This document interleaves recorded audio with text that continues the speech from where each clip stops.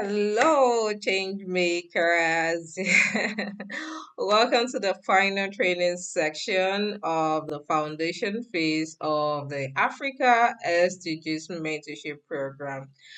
We hope this journey has been a transformative learning experience for you so far. Yes. Okay, I am here today tonight. I am the program associate for ADF Africa. And yes, I'll be your moderator for today. It's nice to be here once again. Okay, before we dive into the today's section, I would love to you to take some moment to share in the comment section what has your experience been from the beginning of the program till this present moment.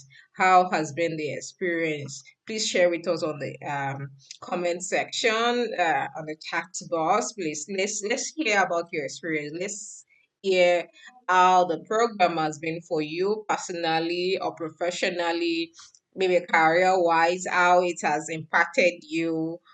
Yes, let's hear about that.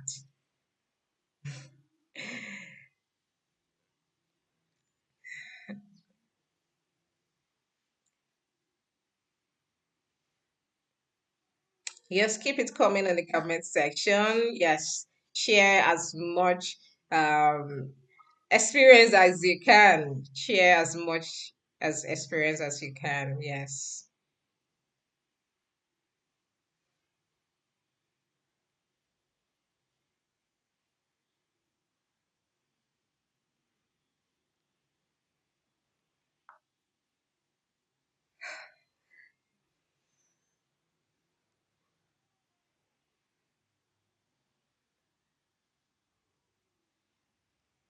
Wow. Amazing, amazing. We're so delighted to hear that it has been an educative and insightful journey for every one of you, and that is a very good one and impactful one. Yes. So, as we close out the foundation phase, it is my pleasure to introduce to you today our distinguished speaker, Dr. Charles Inwesiyi. Dr. Charles Inwisiyi. I hope I'm able to pronounce his name very well so that he won't sue me. All right. It will be our speaker today, and the topic for today will be grant writing and proposal development, which is very essential for the program, and that will be the last one for today's the foundation phase of this program. Yes. All right, I would like to introduce to you Dr. Charles Inwisieyi. He's a versatile social entrepreneur and SDG advocate who leverages experience across agriculture, technology, and non-profit section. He's an alumnus of Columbus Business School, University of Ibadan, and University of Nigeria, Nsukka. He has managed grant-based partnership with USAID, GIZ, and the World Bank. Wow, fantastic. Okay, is the founder of Mafube Collective, child support young professionals globally through career and brand anniversary services. As a grant and program consultant, his expertise drives impact across over 30,000 clients in 9 countries, guided by his passion for shared experience and divergent thinking. Yes, let's welcome Dr. Charles Inwisiyi as we deal with today's topic. Okay, yes, thank you very much.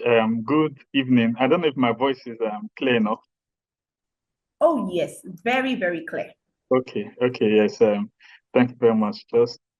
Yes, thanks a lot to AI Dev as well. It's been an interesting journey personally for me. I mean, this is a platform anytime I'm called upon, I don't even get to think twice. It's always interesting for me to be a part of this as well.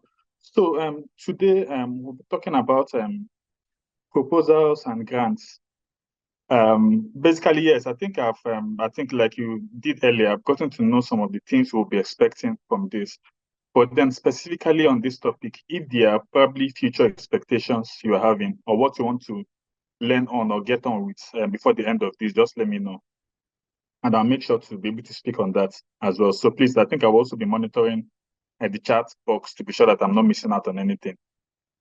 So from my own experience, why I've been big in the grant space, I think one of the things that was not mentioned in my portfolio is I think from the COVID period, 2020 till date, till last year, I worked basically in a strong agriculture technology firm.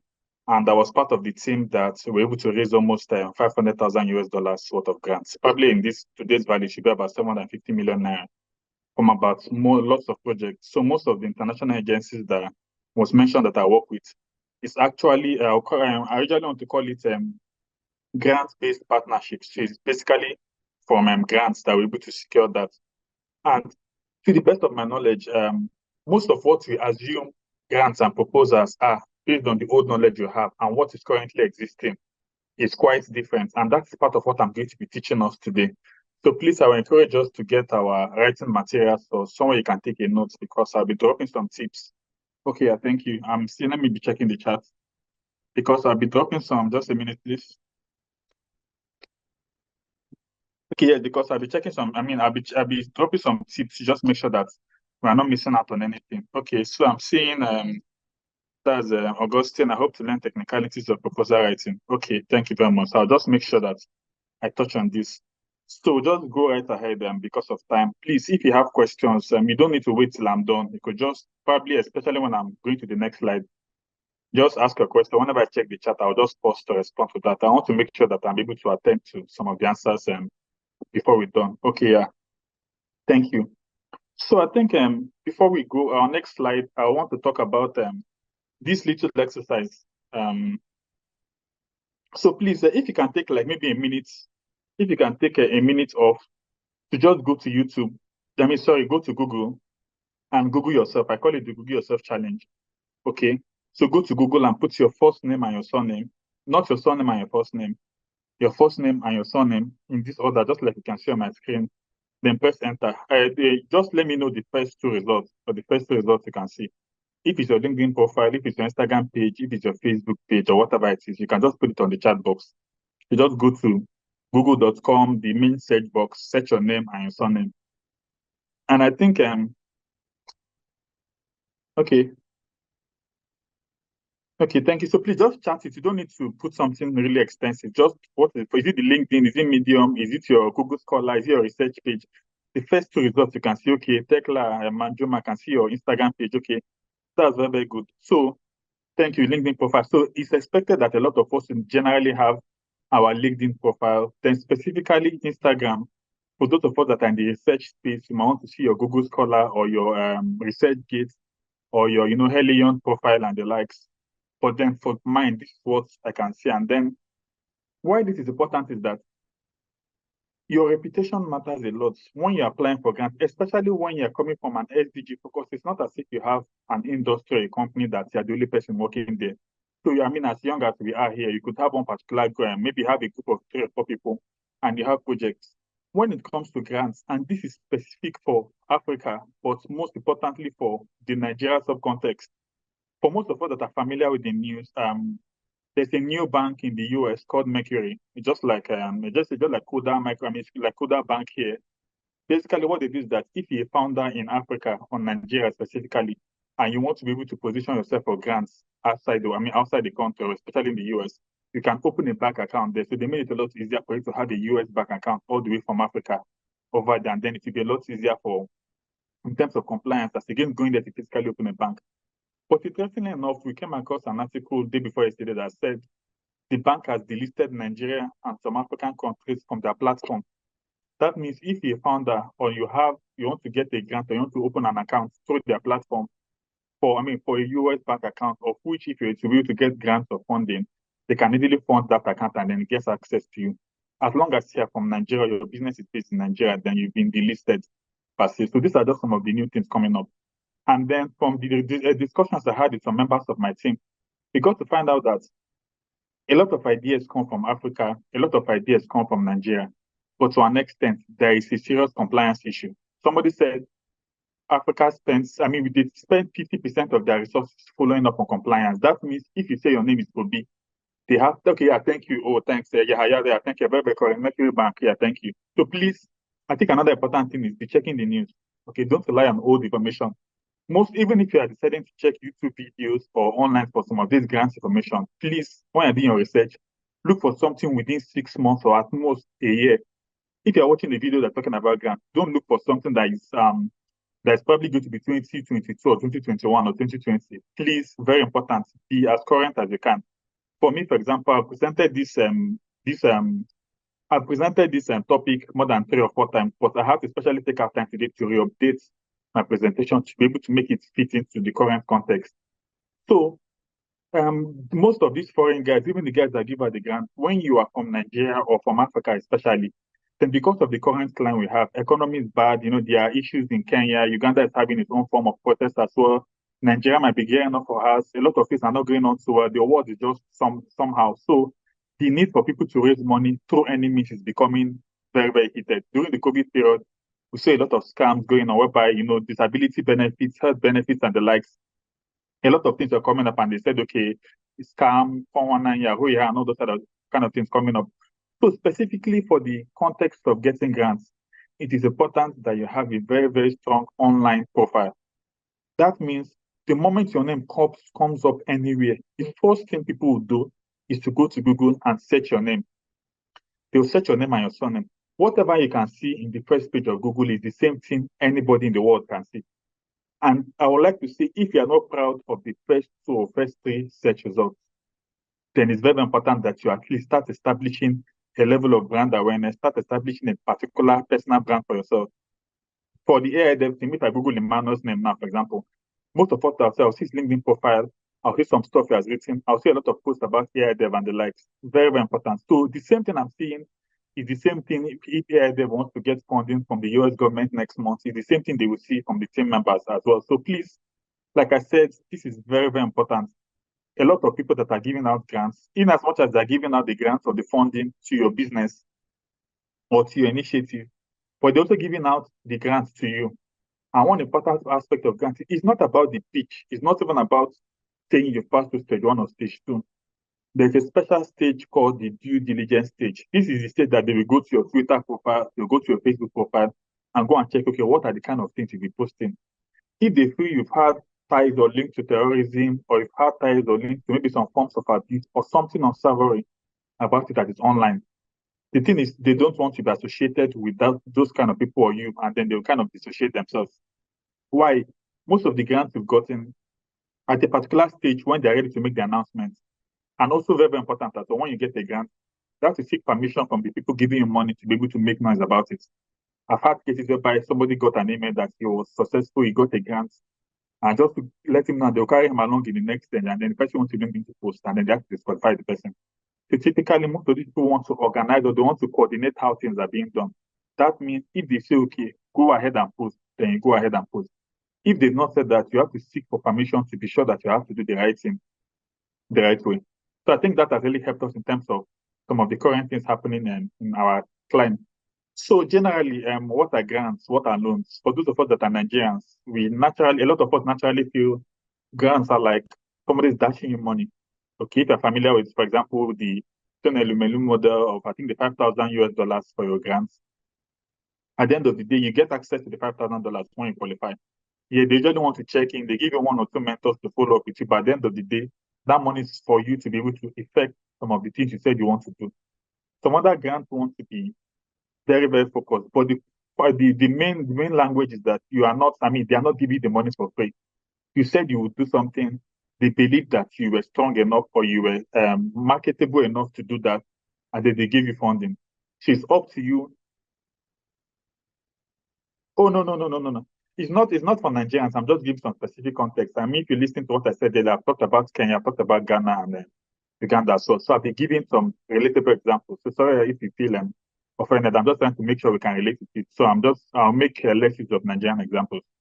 Sorry about that. So when we're talking about grants are non-repayable funds or products provided by grant makers. That means there's a grant maker. The grant maker is the person that says, okay, I have this grant available. If it's going to be, and then don't worry about the examples you are seeing. You're still going to see some other examples. So please, let's just focus on the lessons I'm trying to give out. When you see some grants available, for example, if it's the Nigerian government, if it's the Kenyan government, if it's the Ethiopian government that's giving out the grants, or it's a corporation or whoever, they are called the grant makers. They made the grant available and they're giving it out. So that's a specific context. But grants are expected to be non-repayable funds. Grants are different from investments. If you have a company or a project, especially the project is a project that is a for-profit project, not necessarily impact focused, but it's focused on making money or generating revenue intentionally. And you reach out to someone and the person says, okay, I'll give you $2 million for this project. I want to get what the return on investment is going to be and the likes. Those ones are naturally what we want to turn investment, especially they're naturally what we want to call investment, especially if it's something that they're expected to give feedback at the end of the day. So please, grants are different from investments. Grants are different from loans. Grants are generally non-repayable funds or products provided by grant makers. And generally, what do we need grants for?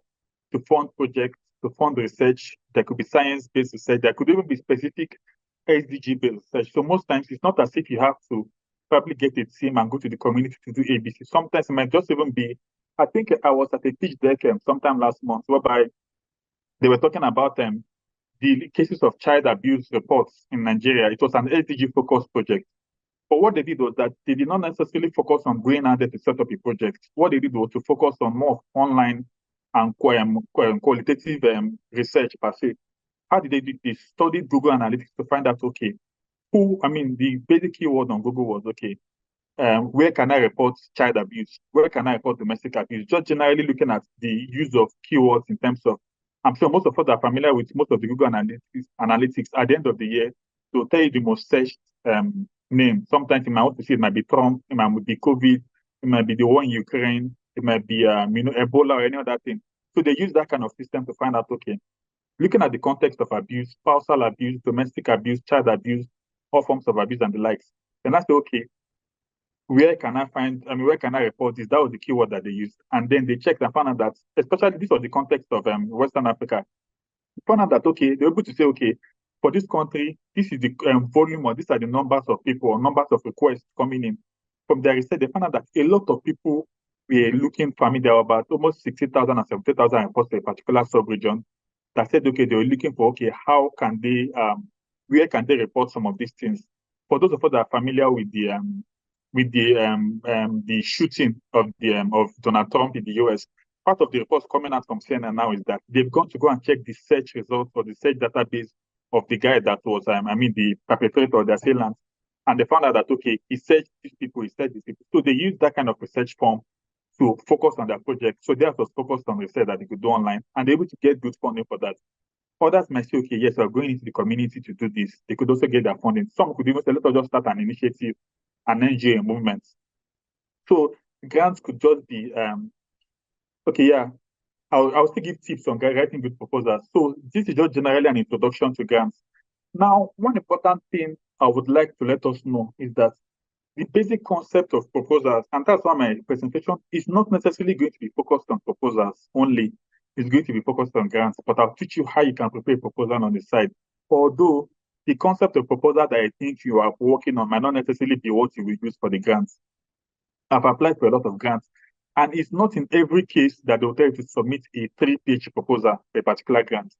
Let me give you an example. If you're applying for a job, it's not a lot of jobs these days that will tell you to send your CV and cover letter to this email. Why?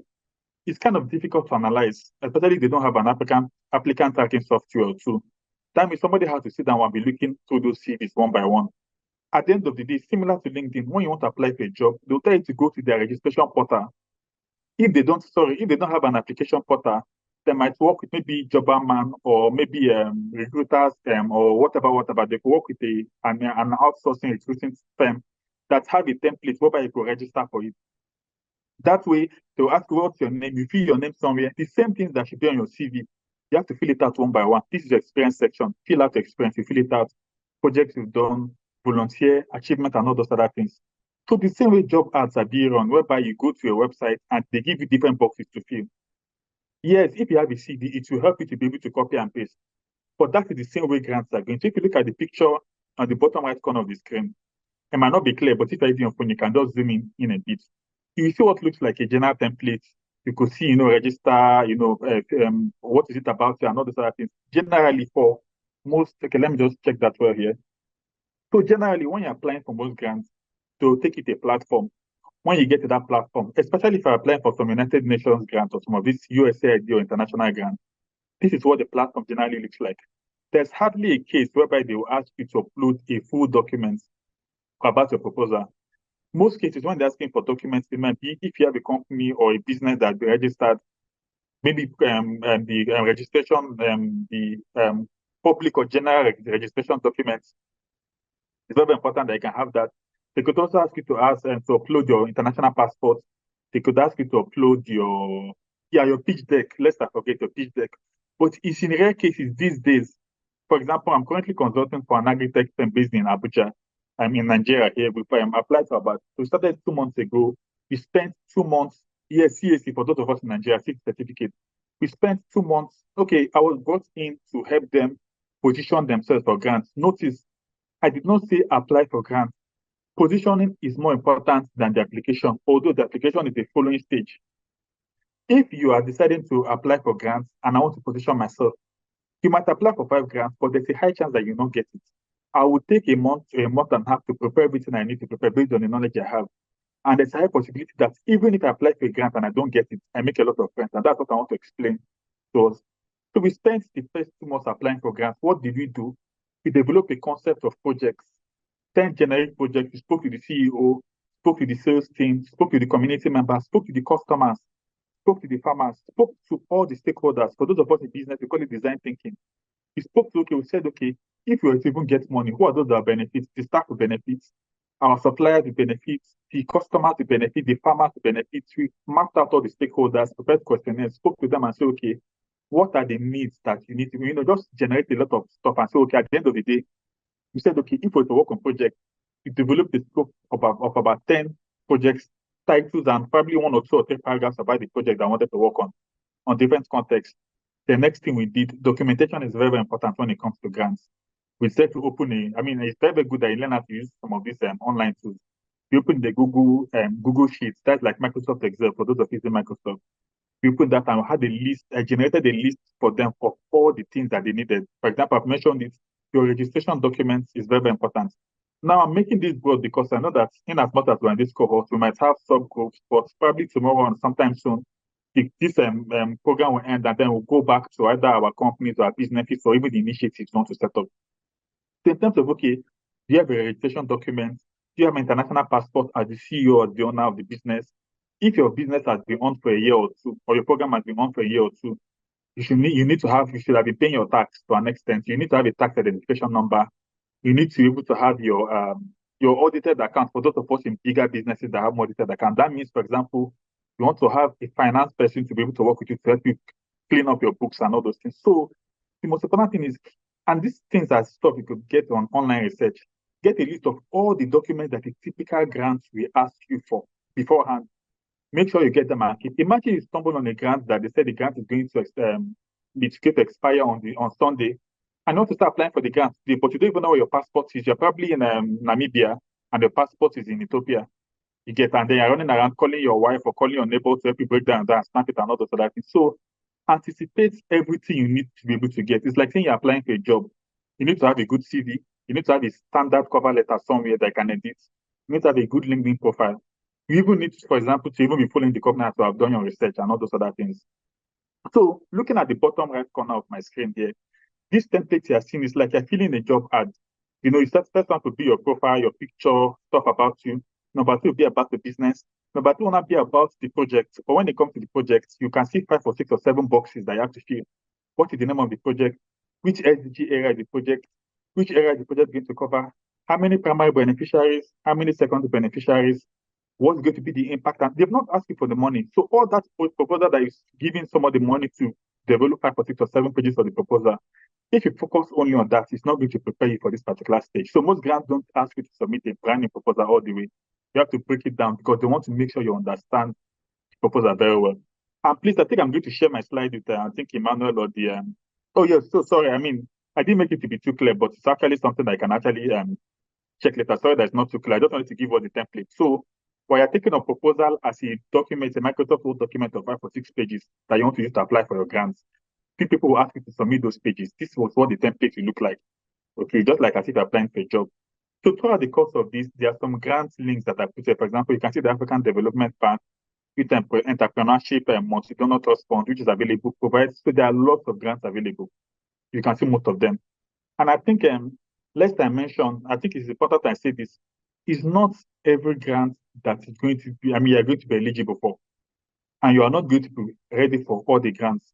At the stage of the company I'm consulting for, we saw some grants that had a lot of money. They were in our space, agricultural space and the like.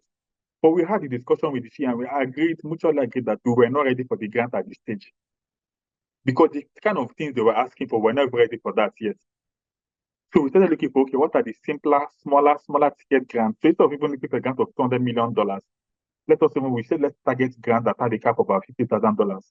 Okay, something that we can actually work around little by little by little. One important thing, when you get the first grants, you can actually capitalize on that to get the next grants and get the next grant and get the next grants. So that small win is very, very important. In fact, it could even be that AIDF could say, okay, we have ₦1 million available for whoever the winner is and able to get that. You cannot capitalize on that to get continuous funding because sometime in future, when you're applying for more grants, they will ask you who else has given you money before. Then you want to be able to mention that. So it's again saying you want to target 150 million or 100 million grants. Start from the little one you can start. A smart way will be to start registering for yes, thank you. Start breaking down little by little by little. Like I told you, we spent 2 months to prepare. We did not apply for a single grant. We even had to hire 3 members of our team, 2 interns. I was to train one on writing, I was to train one on research, and we had to get a market research officer. His own was to go to the rural area, speak to the farmers and the likes. So we spent 2 months to prepare, but by the time we saw our first grant apply, it did not take us 24 hours. We used our Google tools and all those things, and we applied very, very quickly. So I'm going to the next one. There are different types of grants. We'll talk about the types of grants, but at the end of the day, we're talking about grant makers. There are different categories. Everything I'm giving you is not 100%. You can go online, there are way more than that. But when we're talking about grant makers are people that give out grants.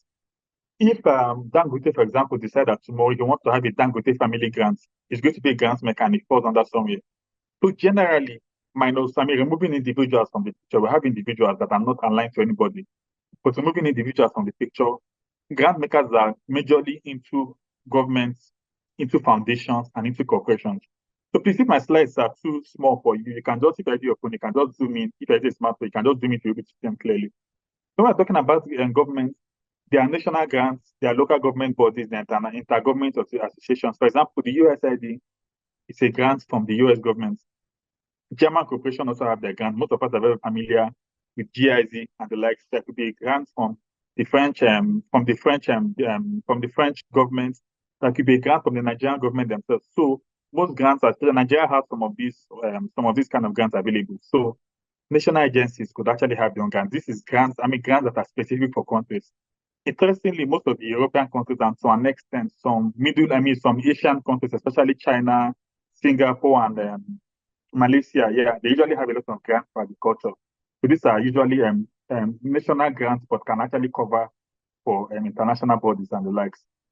Then we have the intergovernmental organizations. Generally, this is now where you want to see, for example, most of those grants that I mentioned, GIC, United USAID, FAO, World Bank, and the likes. Organizations that have a very, very large budget and they have a huge budget of which they usually give out grants. So when you're able to do your research a bit on these specific companies or these specific agencies, you can even get to understand their grants. I think another thing I also want to drop is, if you're interested in applying for any grant you see online, spend some time to research about that grant. The most important tip is, if people give out the grants, for example, if AID should give, let me say they started this program last year and 3 people won, and they gave 3 people ₦1 million each. There's somewhere online that they posted those people. If you want to target getting a grant for this cohort, for example, it might be smart of you to go back to historically to AID's pages and find out, okay, who were those that won this grant? You'll see their names. What kind of project did they present? Do your research. If you can, even reach out to some of them. so that you can now say, okay, if you're planning for a 50 million tickets or this kind of project, and say that, okay, as far as AIDF is concerned, these are the areas that keen into. One thing about grants is you have to position yourself towards the grant maker wants.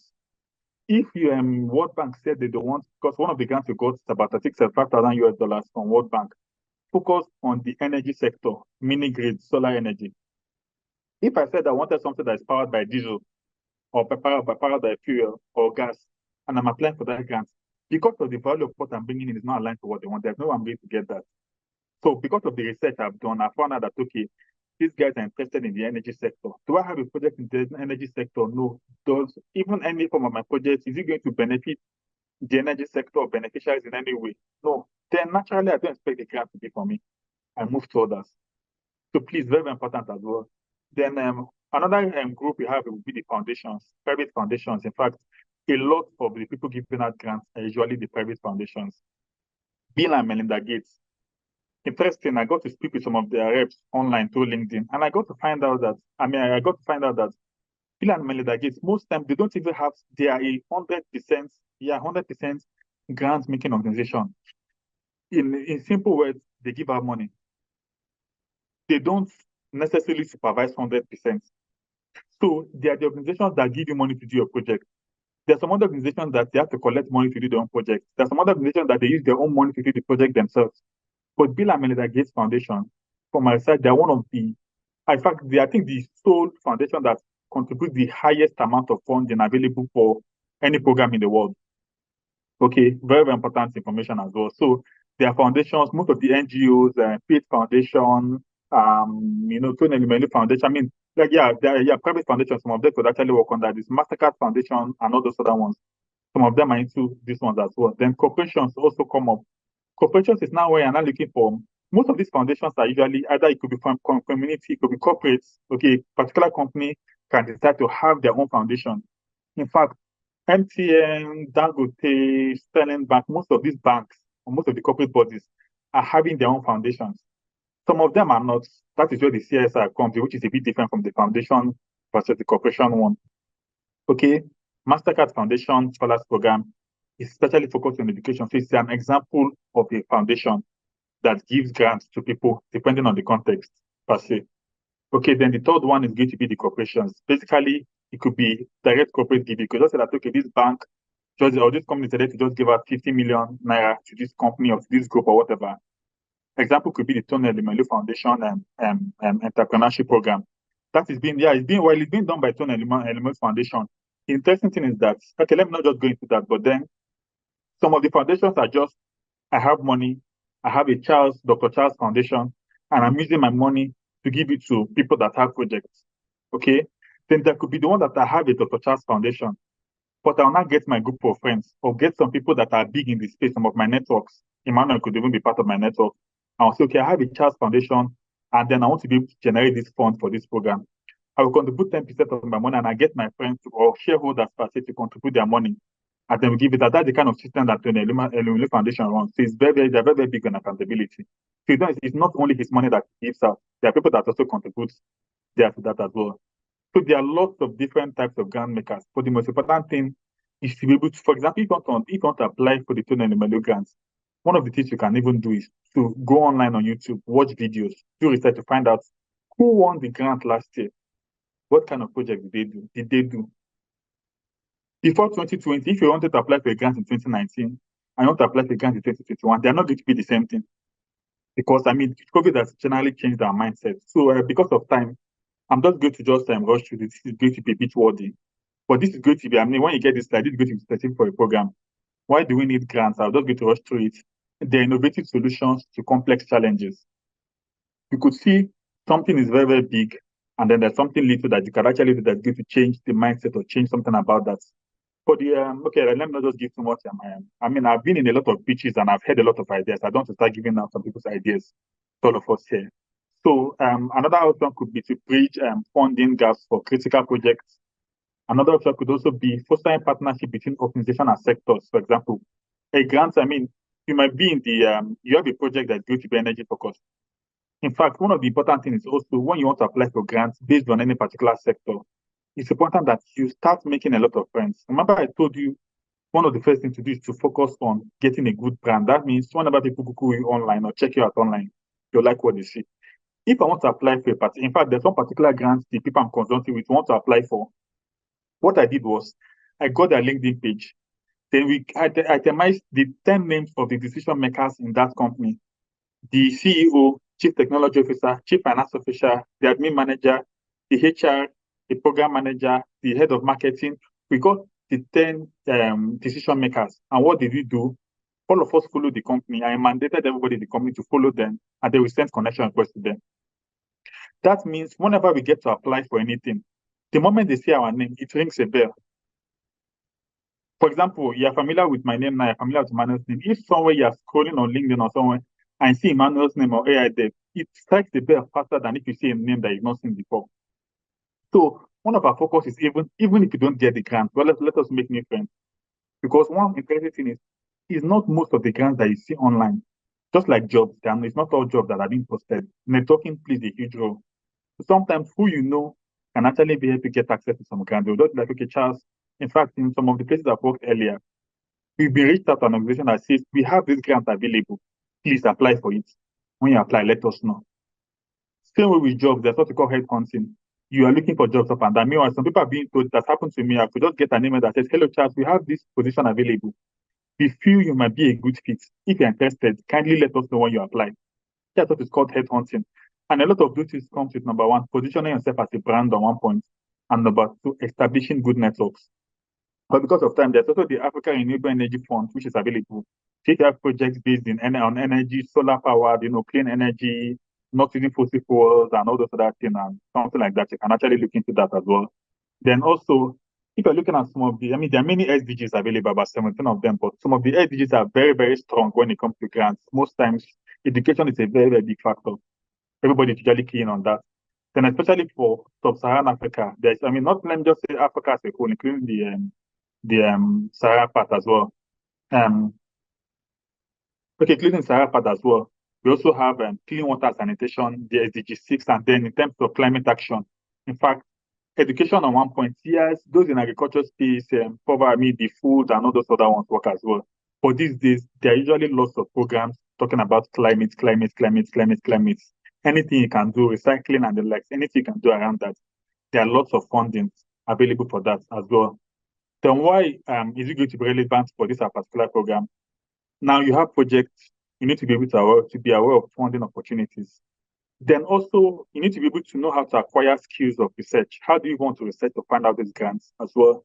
Then it's also important for you to understand the global development. Where is the world going to? If you're talking about a grant that's focused on one particular area and everybody has moved away from that, you spend your time developing on that aspect. You remember there was a time, a lot of us, okay, let me not just go into that. The networking is also very, very important as well. I'm not going to take so much time on this. So this is an SDG program. Okay, I think I will assume most of us will know this, but let me just mention this particularly. So we have these amazing goals, SDG 1, SDG 2. We have, which one I focus on. I want to mention the SDG. Let me tell us something interesting. Okay, I not put this side, but this is something I can find out. I just got it from the United Nations website. Yes, there are 17 SDGs here. You can see the SDGs. Now, under each SDG, there are targets and indicators. I don't know how to call them sub-focus areas. So if you say you're interested in SDG that's talking about education, just saying that you're interested in SDG 1 or 2 or 3 is not enough. If you are going to present, in fact, if you're going as an SDG person to present anything, you're mentioning SDG, one of the key questions that funders or partners will ask you is, what are your sub-focus areas, what are the targets, and what are the indicators? I'm not going to go into this because of time, but in fact, if you go under quality education, there are probably up to 6 to 7 or 8 target areas that I can look at. Let me give quality education, for example. Access to technology devices can also be an addition. That is technology, but it's still providing quality education. Access to physical structures for schools, building schools, it's also feeding to it as well. It is not technology, it is actually infrastructure development. Okay. Access to, let me say, light or water. There are lights and all those other things, solar power and all those other things. It's energy. It's not the same as tech, it's not the same as infrastructure, but it's focused on the educational sector. So one of the most important things is that when you're looking at an SDG, do your research, go to the United Nations page. You can see this particular picture on my left here, the one that has all the different colors. Look for your SDG, click on it. You will see the one on the extreme right that's talking about the support and targets and indicators. Look at all of them. They will tell you, okay, if you're interested in this SDG, these are the 7 targets available. And under the target, these are the indicators. So they can say, okay, if the world wants to get 300 million schools in the world, that means from the indicator, they said, okay, for each continent, we want to get about, let me say, 1 million, let me see about 500,000 schools in each continent or whatever. And they not tailor it down to say, okay, even if I come in with my project and we build 700 schools, our school is going to, is going to attest for indicator of maybe 0.1% or 2 or 3 or 4% of this goal, of this goal, of this goal. So just coming out to say you are aligned to SDG 1 or 2 or 3 is not enough. You want to go in deeper. Because even your problem, no matter how smart, even Elon Musk, with all the money he has not solved the world hunger till today. Please, it's very, very important. So please do your research. I agree to see this particular screen. And there are many information you can actually get from this speech. You even find out what has been done around.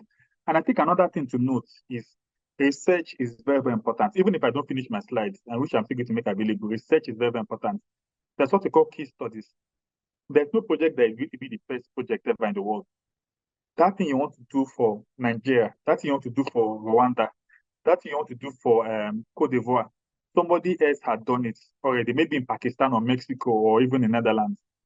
Do your research, find out what they had done or what they did, find out how they did it, find out the impact they made, find out the results they got, and then analyze the gaps. If you find out that, okay, what they did was that they did it in Pakistan, but maybe because of the the cultural differences or whatever, this was the challenge or whatever, you can now take that same. I mean, no idea is 100%. We're talking about Facebook, TikTok is coming out, Snapchat came out, and all those other ones. You see the same multi-messaging platform, but they looked at, okay, what do these people not have, or what are they not doing well, and they let us focus on it and not beat it as a competitive advantage. So please, after thinking about your project or your SDG focus areas, do your research and find out who had done that same thing you want to do before. Find out what they did. It's very, very important when you're talking about your research or your pitch and every other thing. Don't assume that you're the first person that is doing that thing. In fact, any informed grants giver or any informed partner will tell you to your face that they funded this project 2 days ago in another country. It's important to say, okay, this has been done ABC. That shows that you've even done your research very well. So please, this particular SDG focus area, I have to bring it out specially for us. So for context, when I'm talking about grants, when I talk about proposal, when I talk about the grant application, when I talk about the grant proposal, they are still the same thing of different things. Remember that we established earlier that we are not taking a proposal as a 5-page Microsoft Word document. We are taking of the whole thing as the point that when you click on the link you want to apply, they will take it to a portal that you have to be filling in things one by one. So I'm guiding us on some of the general things you should note. But then it doesn't mean your proposal is not good enough. Okay? When you're looking at your proposal, for example, these are some of the key things you want to look at. Now, I'm not going to spend too much time on most of these things. You can even take a screenshot if you want. I'm not going to spend too much time on this because there are lots of materials online. You can go to YouTube and sleep on it for 1 week and you get enough materials. For mine, it's just from experience. I'll give you access to knowledge that's from experience. I mean, we've got a lot of grants as one of the things you have to learn. So for typical grant proposal, most of the grants want to know, most of them want to know what is the executive summary of a project, generally from beginning to end. Tell us about the project. I have some slides of some recycle-based projects that I've worked on, that I got from the internet so that we can actually see what some of them look like. You want to know, okay, give us about your project in its entirety. It might be 2 or 3 or 4 paragraphs, so probably half a page, but something very, very small and concise. And then another important thing I also tell us is still develop a proposal with this kind of timeline. With this kind of design. But at the end of the day, know that nobody's going to ask you to submit that BAM as a whole. You have to not start taking that little by little. So instead of you to fill it, look at the an application and not thinking of what should I write, what should I write. The proposal is going to be like a data page. It's going to be like your handbag, which you now bring out. Okay, they need problem statement. You have a problem statement. Pick it out. Okay, they need it in 50 words. Your own is in 200 words. Summarize it. You can use AI or any other thing you want, but just summarize it. Make sure it makes sense and you fill it in. So that's why it's going to be important. So this way we can do it faster. So I don't even want you to call it proposal. Just call it like an idea bank or a data room. All the information you can get about your project, just put them there. So generally, grant proposals, I'm looking at executive summary, background of organization, who are you, what have you done before, how long have you been in existence. I think the next slide is going to show some examples about this. problem statement is very important. What is the problem what is that problem that you want to solve? Because you're an SDG focused person, it's important to rely a lot on the SDGs. Okay, like I said, focus on the SDGs and say, okay, this SDG 1 is an SDG because of this, and these are the problem statements. Now contextualize it to your region, to your locality, or to your project area. If you're looking at setting up schools in Zimbabwe, in maybe a particular part of Zimbabwe as well, look at, okay, is this even a particular problem for these people? It's not enough to say that there's hunger in the whole world. Meanwhile, the particular community you're even looking at setting up a project has one of the highest prosperity indices in that community. Imagine if you're looking at a highbrow area that rich people live in, and you're seeing that there's a problem about world food, hunger or something like that, and you want to establish a project in that particular place. Someone that's well informed to tell that hunger for food is not a problem for that particular population or that particular region. So please, let your problems not be arbitrary. It should be well focused to what those people, your beneficiaries for that particular region really need. For importance, they generally want to describe a project in detail, talk about the goals and objectives of a project, talk about the methodology of a project. Methodology could mean, number one, there are two areas. What do you want to do? And then how do you want to go about it? For example, you want to do a lot of research. So case studies, doing your research to find out, okay, had it been done before and not so that. In fact, if you're looking at setting up a particular project in, let me say Morocco, for example, in a particular region, let me say Casablanca, for example, Morocco, you want to even find out, has somebody else done this same project in Morocco? And not those other things, but because of time, I'm not going to spend much time. Talk about the timeline. There's a slide that talks about this. Your budget, a slide that talks about that. The evaluation as a sustainability plan. There's slides that talk about this. On the right corner, you see the different types of grants. Like I told you, there are lots of options. It's not all grants that must need a particular project. We have capital grants. You probably have a business or something like that, and then you need the grant to be able to start up probably a business venture. You have a training grant. It could be maybe somebody like me that I'm a trainer. I say, okay, I want to be able to train 5,000 youths on grants and proposals across Africa. And then I package it very well and apply. So I'm applying for people that say they have money to give people that want to train.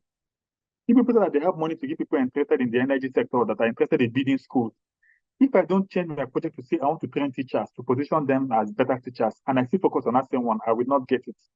So remember, this is me as a trainer. I have a general idea in mind. But when I want to apply for a grant, I will ask myself, what is it that the grant maker what do they want to fund? If they say they have a fund for out-of-school children in Togo, for example, and the project is in Nigeria, and you apply, there's no way you're going to get it because you not follow the instructions. So research is even going to be one of the most important parts of the grant. Cooperation grants, in fact, if you have a business, probably want to hire some staff, you want to work in the format of in terms of operations, you want to get vehicles, hire staff, salaries, and all those other things in terms of operations of a business as well. For example, maybe they could say don't have their own Zoom channel, don't have a mobile application, and all those things. Those things are parts of maybe tech, but part of operations as well. They can actually apply for grants. So the grant is actually helping them to become efficient. So in terms of that, they could say, okay, if our platform naturally could reach 200 people, by the time we do 1, 2, 3, 4, 5, we can reach 5,000 people per se. That could be part of operating grants, but specifically, I'm looking at grants that are focused on that. The fellowship grant and scholarship grants are basically for most of us that are in the research sector. I've been in science-based research and the like. So if I'm applying for my PhD or all those other ones, scholarship grants are usually focused more on research aspects as well as academics. As well, like I said, so in terms of creating a compelling narrative, what is your grant application? And then one thing I'm not going to focus much on, but in fact, when you're applying for most grants, either in the grant application phase or in the final phase, they will ask you to submit a pitch deck. Sometimes they will not ask you to submit a pitch deck, but you have to come out to present your grants. Now, let me guide you. Let me go back to this. This is not 100%. This is just a template. There are various templates available. One thing I'll guide you is open Microsoft Word or Google Sheet. Start dropping ideas on your project. You can use this format to any other template. Let me just call it table of contents. It could be in any template. It doesn't have to follow a particular format. Why?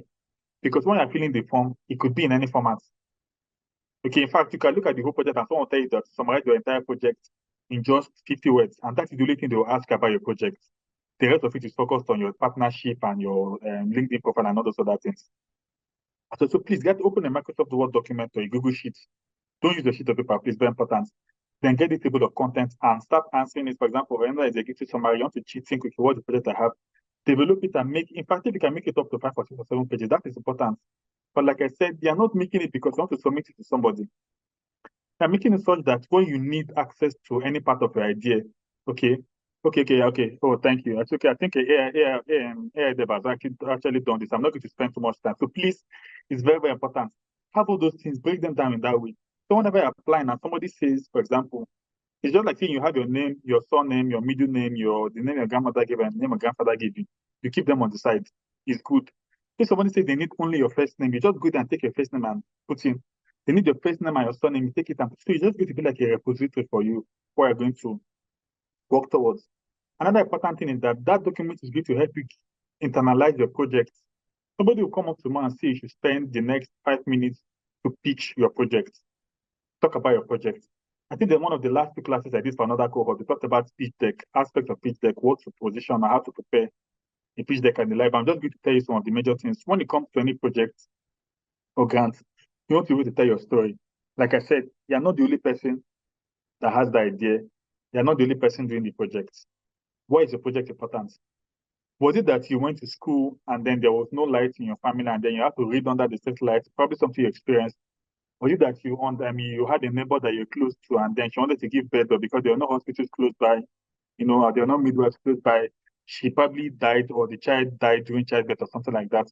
Was it that there was no good water in the community and then you saw kids drinking brown water from, why is the project important to you? You have to tell your story, not tell a story. You have to be a particular story about yourself. Either something you experienced, something you researched. The people that the group I talked about that gave a pitch about the abuse story. The owner, the CEO, or the project manager. Okay, yeah, thank you. The the owner or the CEO did not experience any form of abuse, but then a member of his staff, an intern, experienced that. And from the lady's story, they're able to say, okay, this is actually becoming too much. They said, let's even go online to check. And they found out that in as much as you think people are reporting domestic abuses, there are many of them that are not going on. And how did they find this out? Because they went to Google to go and check, okay, how many people are even checking for how to report for this? And then they got to find out.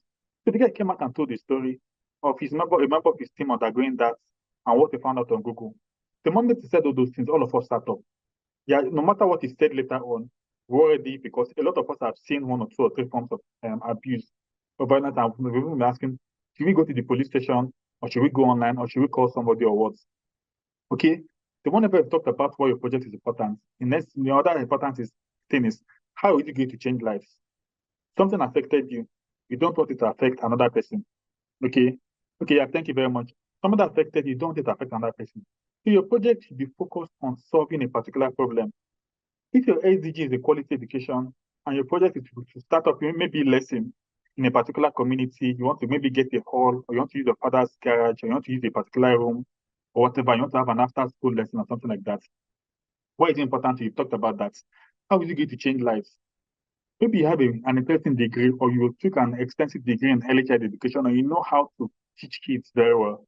They have to talk about, okay, schools are doing A, Mr. A did this, Mr. B did this. When I come in and do my project or you fund my project, this is how it's going to affect these people. They also want to make the person I present you to get in that, okay, all this I'm doing is actually going to, in fact, if you give me your money, it's going to add more value to you because you can actually post tomorrow and say, this project happened tomorrow because of this. So imagine, let me give a Starlink, for example, or let me even give let me just give Starlink, for example, Elon Musk's company that they are sending spacecraft and the likes to the moon or to Mars and the likes. So imagine if you were the one that gave them maybe even if 2 or 3 or 4% of the funding. Okay, you can actually boost tomorrow and say, okay, that satellite that's going up or that spaceship that's going up, I contributed to that. Okay, very, very important as well. And then use data and statistics. You can look at the right corner.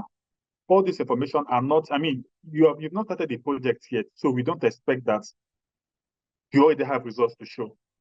But data and statistics will show, number one, you've done research about SDGs. You've done research about even people that have done it before, and you position yourself well. So it's really, really going to help. Something like what you can see at the right corner of my screen. might be something you've even designed on your own, and said, okay, that from what you found that this and this and this are the things available, and then this is why your project is even important. I'm just going to rush through the many ones. Another important point again, you have a very, very nice project. But because you've done your research, you find out that Bill Gates is interested in eradicating malaria in Africa. And you have a program that says, okay, you want to educate people, you want to educate 5 rural communities on the importance of clearing their bushes, making sure there are no potholes, making use of mosquito nets, treating themselves early, and all those other things as well. If you're pitching to Bill Gates or pitching to Bill and Melinda Gates Foundation, because it's one of the focus areas, then you want to study what they like, what they said they're willing to fund on their website, people they funded in the past, and position yourself there. That way, you're going to be saying not only what they want to hear, but what they want to give out money to. But if they say that they're interested in malaria, and then you have a solution for cholera, and they've never funded anything based on eradicating cholera, yes, it's a noble venture. Cholera is a disease that kills, it's something that it kills a lot of people. It's even affecting most people in it. It was very, very common in Nigeria. In Nigeria recently and the like. So it was something we struggled with. It's very, very good. It's noble. It's going to save lives and every other thing. But it's not going to appeal to them because it's not their focus area. If you have one that is focused on HIV/AIDS prevention or eradication or something like that, but theirs is to fund malaria, no matter how you pitch it, it's not going to appeal to them. So that means you have a good project, you have a good pitch, you have a good proposal, but you are matched to the wrong grants. Okay. Okay, I think to little bit, please maybe just ask us a question. I'm not sure if I'm getting it, but then I think I'm going to talk about the budget part. So I think that should also cover that aspect as well. So another aspect I want to talk about is innovation and sustainability. If I will give you money for a project today, and they're telling me that after December, the project will end, and that is all, everybody will go home, it will not be appealing to me. While I'm considering your pitch, somebody to come and say, Charles, if you give me 50 million, $1 million, for example, okay. Okay, yes, thank you. So, for example, if you say, Charles, if you give me 1 million naira, I'm going to mobilize 2 or 3 members in my community and I'll train them on this project. By the end of the day, I might even travel out of the country by next year. But these 3 or 4 people I'll train, I'm sure that they will train more people and train more people and train more people. And you must show the fact that for the next 2 or 3 or 4 years, with just that first funding I gave as a seed funding, it's going to continue. I'll tell you that this is not the first time I'm working with AIDEV. If AIDEV had gone online to pitch somebody that we're just going to train 700 people at once and that is all, we'll go home. It's good, they're making something noble, but it's not going to be appealing to most funders because people want to see that they're going to be making a sustainable impact. So in terms of sustainability, they've told the person that I want to give them money that's okay. This is something that's going to continue. In fact, they're even going to be expanding and expanding and expanding and expanding. Very important as well. Then also in terms of innovation as well, AIDEF could have said, AIDEF could have said, we want to go to one community and gather the whole 700 people and train them. But they said, okay, we have options of using Zoom, we can use Google Meet. In fact, we can even include YouTube to ensure that we can train more than 100 people, which is usually the time limit for Zoom. You want to use technology, you want to use this and that, you want to use this and that. Very, very important as well. Then also show your passion for sustainable development. I think I'm going to share a very, very short story. I'm not sure if most of us have seen this, but I think I tagged Emmanuel on this. So on LinkedIn, there was an announcement made today that put my picture and said that I'm going to be the one making a presentation as a guest speaker today. You can go and check it after this or even check it now. Under the comment section, there is an SDG focus group. It's Europe-based. They invited AIDEV. I'm not sure if any of the AIDEV have seen it, but it's a very, very long text. They said they've been watching AIDEV's impact projects for quite a while and had not gone unnoticed. They have a future award section coming up probably later in this year, and they want AIDEV to register and be a part of that. All things being equal, AIDEV might get an international award for all the work they've been doing. Now, it's very, very possible that they don't know who these guys are. But the fact that, number one, they have a sustainable model that are working on cohort upon cohort, year upon year, quarter upon quarter, they're releasing a lot of it, and their work speaks for them. People say, okay, I want to be a part of this. Remember, like I told you, the first thing, have a good brand. When people go online to Google you, they look up to you, look you up, or they look up about your project. You want them to see the fact that, number one, you've been doing, and now, yes, I think let me just digress a bit also. Don't wait till you get money before you start making an impact. If you have a project that says you want to get $500,000 US, to train kids in a community. One of the things they will ask is, between now and the moment you get the money, what have you been doing? If you maybe say, okay, you want to work with teachers, or you want to start a holiday lesson, you want to do something on a volunteer basis, or you want to look for people that are doing this kind of thing, you have to start working with them, or do something so that you can even start developing a bit of to say, okay, this is where we want to go, but because we don't have money, these are the little things we've done so far. It could even be as much as doing as much research and just packing as much, and probably even posting them on LinkedIn, on Medium, or just publishing a report and all those other things. But don't be lazy. Between the moment the money comes to you, versus now that you're even having the idea, what actions have you taken between now and then? That's how I might not have gotten funding, but I can use my resources or whatever to start up something, even though I'm not being paid for it. And I have a year worth of pictures, a year worth of impact. So you see that you have an amazing idea better than mine, but you're waiting for funding to come in. By the time you're pitching and I'm pitching, you'll be saying more of, this is what I want to do when you give me the money. I'll be saying, despite for the past 1 year, you've not gotten enough funding, but these are the things we did. If you have the money, who would you want to bet your money on? It's more like saying about experience, just like you want to apply for a job. You finish school and you're waiting because you had maybe a first class. Meanwhile, someone that probably had a second class had gone to volunteer for 5 or 6 or 7 organizations for 1 year. So that way he has 1 year worth of volunteer experience, which it translates to intentional experience, while all you have is just a school education. So please, it's very important that we become as busy as we can be.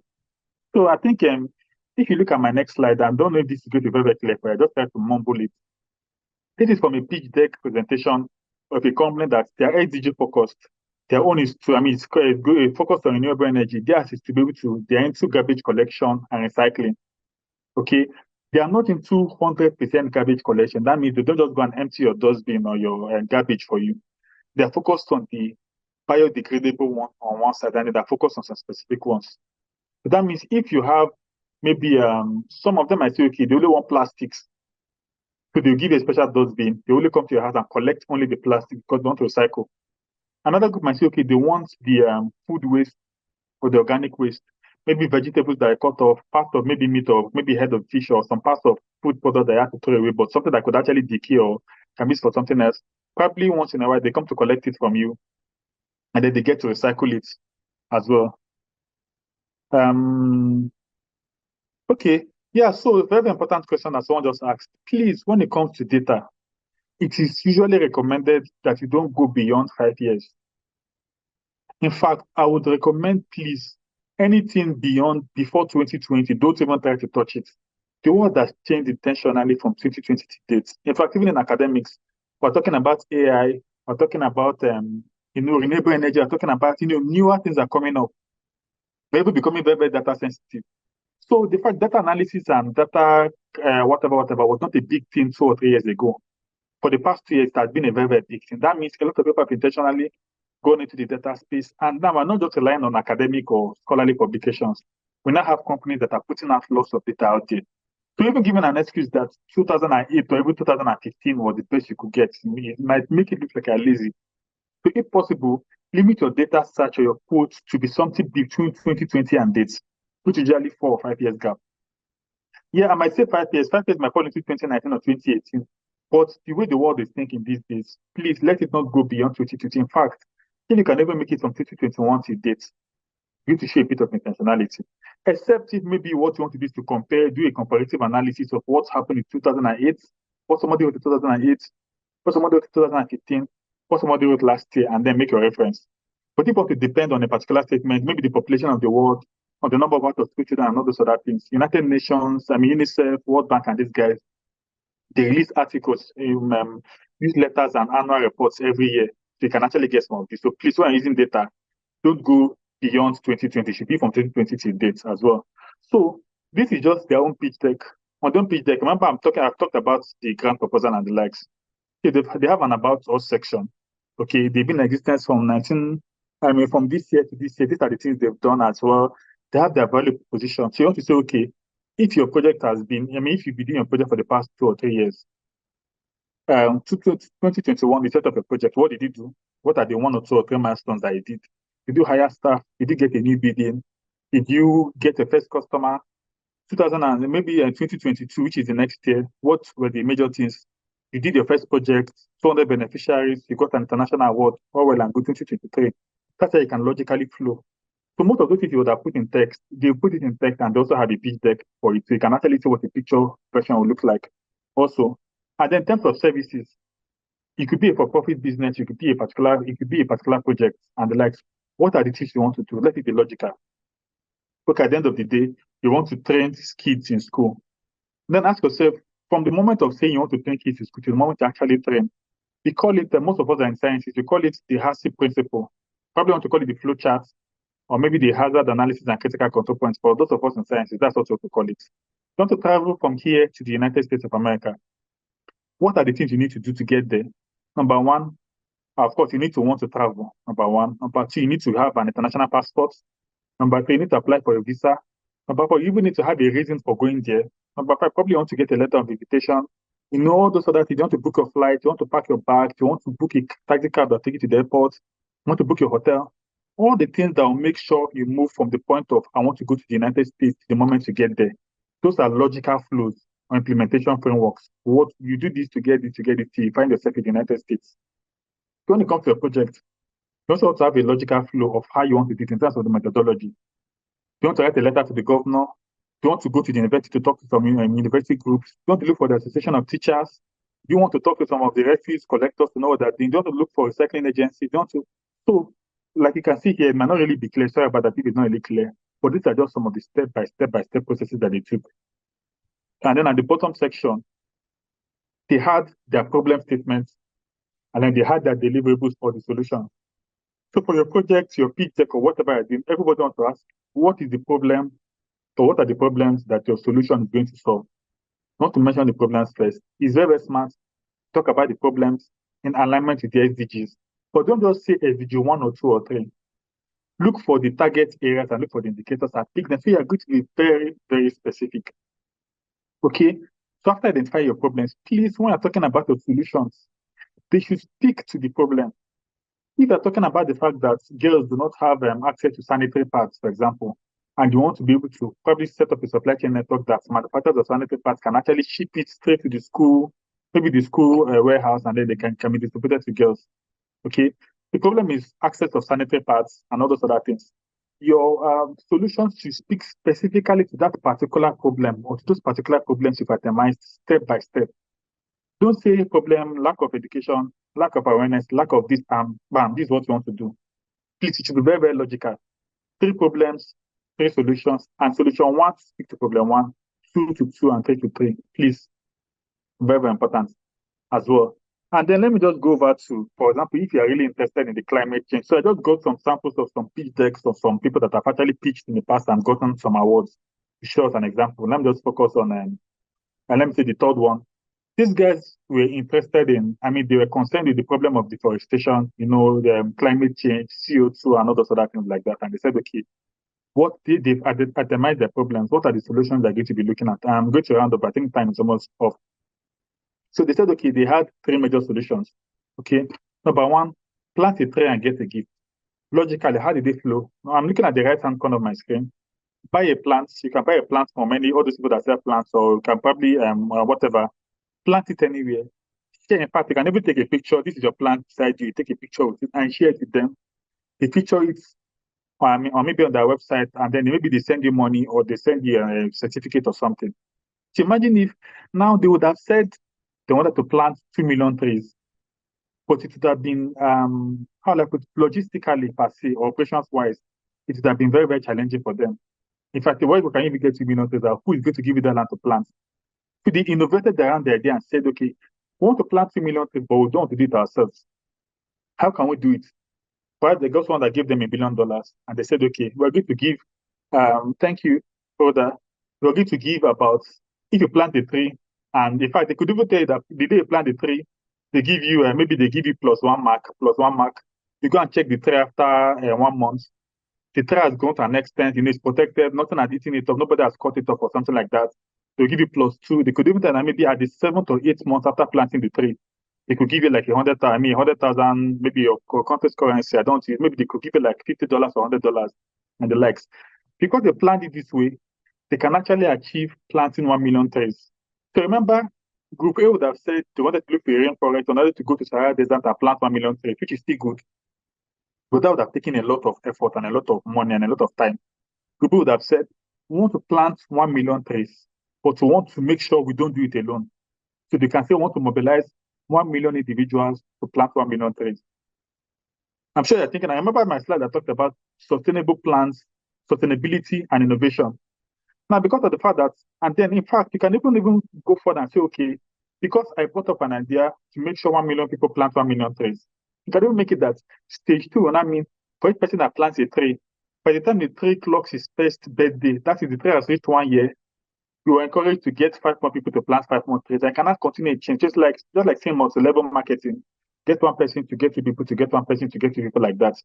So please, whenever you're thinking of your ideas, like I said, when you do case studies, you're not the first person that bring up the idea. Looking at it, if you had an idea to plant a tree, for example, I'm sure I'll give you a lot of ideas. Think outside the box. Find out what have other people done before. How did they do it? What did they get? How were they rewarded? If I want to do what they did, how can I do mine differently in the context of my community? If somebody planted a tree in Sahara Desert, for example, and somebody is going to go and plant a tree in Amazon, it might not be received the same way. Amazon has a very, very large shrimp. I mean, it has a very, very large vegetation. In fact, most of the species that we were looking for, they're out there. Sahara Desert seemingly doesn't have much going. So your project is going to be more impacting Sahara Desert than it's going to be in the Amazon rainforest. Please, very important as well. For example, the second one said, clean your local area, put before and after. There was this community that said, in terms of potholes, the local government, or let me say the mayor of the town, said there are too many potholes. They don't have the resources to start sending agents to be going up and down. Okay, yeah. For those of us that are very, very active on Twitter, there is this educational building in Nigeria, I've forgotten the name, that somebody was passing through and just made a video, a picture, and said, this is a building that's supposed to, I don't know if anybody can remember, just put it on the chat box. This building is supposed to be in charge of examinations for secondary school students in Nigeria. But they're based in this state in Nigeria, and this is what they look like. It doesn't look good. The paints were falling off. A lot of things are not looking so well. And the person just posted it on Twitter. And within a space of a month, another person posted the response and got a newer picture that said, because of your tweet, my dear, they had repainted the building, renovated it. It looked so good. They changed the gates. In fact, they tarred the street and changed it. It looked so good. That can even be another idea that says people use the before and after photo. I want to reach this particular community, but I cannot do it alone. Okay, let's assume Lagos, for example, is a state in Nigeria that has a problem with clogging of canals. Okay, as against even saying, okay, let the government start getting vehicles or what. What if you say, okay, come up with a challenge? You want to get, maybe the state has, maybe the canal passes through, let me say, 20 communities. And now the government has set up a project that says, 2 or 3 people to come up with an idea, generate an idea, an impact group that says, okay, then you divide the canal into 20 and say, okay, the canal that passes through communities, get up a group and clean only that aspect of the canal, send a before and after photo. In fact, even work with the cycling agencies and they're like, if you get it or whatever, we give you funding for that. So there are many ideas you can go around this. I've just told you how you can sit down in your house and innovate around a lot of these things. This AI that is basically virtually done. But as they're here, they can even do something. There's one cohort that they did that. The participants had to go to different schools in different countries to teach people to do 1 or 2 or 3 things, 2 videos. And in fact, LinkedIn was, because I took that training, so a lot of people are tagging me, thank you for this and that and that. So from just the team sitting down on their laptops, wherever they are in the world, they generated an idea that led from something virtual to something physical that had a higher level of impact. So please learn how to think outside the box. Okay, very important. Looking at the budget aspects, don't assume that you're a financial expert. The budgeting for grants is a bit more technical than you might assume, than you might imagine. Okay, still follow the guidelines given by the grant making organization. So people tell you, for example, there's some grants I've applied for. All they want to know is how much do you need, how much will be your expenses, how much will be your miscellaneous. Simple. Someone will tell you, especially if it's grants that want to give you money to make sure you want to make money, how much do you need? What are the 4 top things that will take your expenses, categorize your expenses, and how much will be your return on investment after 1 year? So same thing proposal. Don't assume that when they ask you for budget, you're going to start to run up a budget. Some grants will also give you a template. They'll give you a downloadable Excel format and they'll give you guidelines. Some grants people give you an Excel format that has formulas in it. All they'll tell you, just fill in the red boxes. Once you fill in the red box, it automatically calculates it in a dashboard. So I'm not going to give you a general envelope of what the budget should look like. But please, even if you're applying for grants and don't have money, two friends you need to make. Number one. No, three. You need to have a mentor. Okay, it might be a consultant, it might be probably somebody senior to you or somebody very, very experienced in a particular field. Number one. You need to also have somebody good in tech. Because sometimes some of your solutions might actually need an angle whereby you need to develop a tech product. A tech product doesn't necessarily mean a mobile application. It might mean a WhatsApp feature, it might mean a WhatsApp community guideline, it might mean anything. But you need to have someone that is very, very good with tech as your friend, so that if you are like, hello, I have this idea, I need you to help me look at it or whatever, they can help you streamline it to make sense to somebody that has a grant that is looking at people that have a bit tech-friendly solution. Okay. Then the third part, somebody good with accounting. Very, very important. This person is going to be an asset. Do not assume that you are good at mathematics or you even have maybe you've done that before, whatever. It's important to understand the guidelines of some of these guys that that are applying for their grants and follow what they said. If you're looking at the screen, you will see a typical example of what some grants will look like. Some of them asking you for project design, project development, project delivery. Design could be in terms of the task. You want to go to the community to talk to people, talk about logistics, you want to do your research, you want to gather some resources, you want to maybe gather people and train them, you even want to do maybe a multi-stakeholder platform to discuss the needs and the likes. Development might not talk of, okay, how the project is going and all those things. So there are different levels. I mean, this is not really clear. So why I'm putting this is not for you to just see what it might look like, but for you to have an idea of what some of this might be asking. Some might say, okay, in terms of labor hours, for example, they need people to work 2 or 3 hours a week. Some might ask you that they need a good level of gender balance. So they might even ask you, okay, some of them might even ask you to talk about how many people are going to work on the project, how much are going to pay them. Some might say it depends on the various contexts of that. But the most important aspect is follow the guidelines of the people that are giving the grant. So it's not a one-size-fits-all approach. But on the left side, you can just see some of them. Some grants will tell you that they have $2 million available for whoever wins the grant. Some grants will tell you that they have a pot or a bucket fund of $2 million. A bucket fund means you are not going to get that $2 million if you win. They might say they are looking for 12 winners, but they might say they're looking for 10 winners, but they have a bucket fund of $2 million. Let me say $1 million, for example. You might not naturally do your mathematics and say, okay, 10 people, $1 million. That means each person will get 100,000. And then you work towards, no, not necessarily. We got a grant in 2021. It's a Feed the Future USAID grant about, I think, $165,000 back in 2021. It was a pocket fund, but we got 165. Some people got 300,000. Some people got 50. Some people got 20,000. But it's still a bucket fund. So it's based on the project you have. So most times I just advise, in as much as you're looking at the money that is available, let your project or your budget be realistic. Because they have $100,000. You don't necessarily have to exhaust that. You don't necessarily have to go below that. You don't necessarily have to go above that. It depends. Some grants also, I think it's important that I also talk about this. Some grants also say that they want you to match the funding. Match funding means they could say that your project, they have $100,000 available for the grants, but that is going to be 60-40% matching basis. That means they give you $100,000, but that $100,000 is going to only be 60% of the total amount of the fund or for the project. That means the other 40% you have to provide it yourself. And that means you have to now look for how was I going to generate funding for that. Because when you're applying for that, so most of these are going to be listed on the grants. So sometimes when you're looking at the grant, they tell you the type of grants. Some can just be a general grant, angel grant or whatever. Just pick the money and do whatever you want. Some might be bucket fund and all those other ones. I don't want to go into that. But when it comes to your grant, looking at the budget aspect, realistic and detailed budgets, direct and indirect costs, gets another important thing as well. Focus a lot of yes, you get the presentation slide. I think I will send before I leave, I'll share my LinkedIn page as well as the view format of the grant, of the slide. So you can even click on the links I put there to get access to them. So I'll just share it with you. Don't worry, you get that. So if you have a project that you're applying for, especially for the African context, sometimes a lot of companies or people get grants, and next thing you're doing is they're buying a car or they're getting married or they are taking their wives or their girlfriends or their husbands or their boyfriends or anybody around them to the Bahamas or somewhere to go and play around.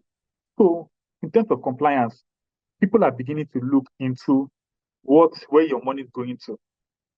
You have a project that you want to train 500 teachers in Lesotho, for example. Okay, in the capital of Lesotho, you want to train 500 teachers. But meanwhile, a bulk of the money is going to transportation and feeding and hotel for your team and yourself. But the general beneficiaries of that project are the 500 teachers. So when I see that or when they look at that, it means a bulk of your project is going to the operational side and not necessarily in terms of the beneficiaries. So those are some of the things you want to balance. Because I need that once you get a grant, you've made it in life, you're a big boy, you're a big girl.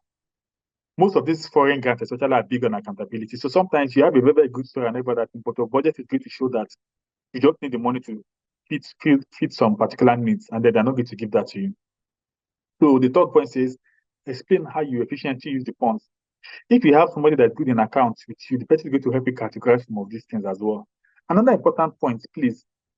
I'm going to ask you, have you gotten funding as an initiative or as an individual yourself? Yes or no? Number two, has your project gotten funding before? They are two separate questions. My name is Charles. I have a project to teach train 500 people online. Have I gotten funding to train 300 people in the farm? Yes. Have I gotten funding to train 500 people online? No. So this project I'm presenting to them now is about the training of 500 people online. But me as Charles, have I gotten funding for another project in the past? Yes. But have I gotten funding for this particular project I'm presenting to them now? No. It means two different things. Number one, I am fundable. For the fact that somebody has given me as an individual funding to do another project before means I've passed through some of the due diligence stages. And they're like, so, okay, this guy has got the funding before. She has done the work before. But for this particular project, we are the first people he's pitching to. Sometimes some of them might even ask you, who else have you pitched this idea to? Okay, if your idea is so good and so amazing, they want to poach you, they want to steal you, and they want to make sure they don't even pitch it to another person. They want to post and say, we're the ones that introduced this. So imagine if Mark Zuckerberg was pitching Facebook to you in the past, and you now hear that he's pitching it to Microsoft, and you have all the money. You want to cover every form of anger, every form of that. So please, in terms of how much you've gotten, any kind of support you've gotten before, note it very, very well. Just like if you're applying for a job under the United Nations, and they're asking you, do you have any relative in the United Nations that's working? And you say yes. He's being honest, but they're not going to get that job. Because part of their policy says they want to be fair. They don't want any option of corporate nepotism. Your father will hire you and his wife and your mother and all those other things. So if you have somebody working there, you're not going to get the job. Some of this funding might actually even mean that, but I think it's up for you to be very, very honest and open because you don't know why they're asking that question. If you've gotten funding in the past, they can even find out why. All they need to do is to Google your name. If you don't even post it about yourself, whoever gave you the money will post it about you. They will know that you're lying. They won't even bother checking in with you. So the fact that you've gotten funding as an individual before in the past is good. The fact that if you've gotten funding for this project, in fact, if you say, okay, the project is going to need $200,000 US, African Development Bank give you $50,000, you need 150. The US said they have money available, you are pitching to them. You want to mention that your project ticket is going to be worth about $200,000 US, but African Development Bank has given you $50,000. That tells number one, you're being proactive. You've even gotten a level of funding and you've done a lot of okay, yeah. In the situation where you're asked how long has the problem been or why is the problem? Okay, I'm still going to talk about that. Yeah, the why now is even a very, very interesting question for most fund. They're like, okay, why is the project even coming up now? Why is the solution coming up now and all those other things? Number one, we can't always do enough. Elon Musk has probably all the money in the world, or is it the Microsoft guy they said is a shareholder at Microsoft that's now Richard that biggest or whatever? But even despite all the money they have, they're not going to push it off to that particular problem. So your why now doesn't necessarily mean that you're focused on the whole picture. If they said they want to electrify the whole of let me say the whole of Namibia, for example, but your community in Namibia does not have light. But the capital of Namibia has lights, other places have lights, but your community does not have lights. Why now can just be the statement of the government said they want to electrify this by 2030. It's 2024, there's no light in your community. Agriculture is affected, education is affected, feeding is affected, security is affected. The solution is to offer a solar-powered solution, solar-powered light and all those other things like that. So why not means there's an urgency for your country to be electrified in the next 6 years. But as at now, your community does not have light, and they cannot wait to be on the list, and they want to wait to be 2030. So your project is going to make sure that they can join those that have been electrified, that have been electrified already. So that one now adds a sense of urgency. But how you explain it, the problems are always going to persist. But remember, like I said, your solution is not going to affect the whole world. It's going to affect the particular beneficiaries in your community. A lot of people are doing scholarship for children. There are many scholarships out there. But there's still lots of children out of school. If you're looking at your particular local government or your mini community or even your state or your town, and say that, okay, you want to offer scholarship to 10 children, why now? A lot of people are doing it. But the children in your community, in fact, you can even tell only 2 people that have got a scholarship in your entire community. So it's just how you explain that that's very important. So going back to so please, like I said, if you have questions, just ask. I'll just digress and answer that because of time. I'll be done in the next 20 minutes. So demonstrate other sources of support.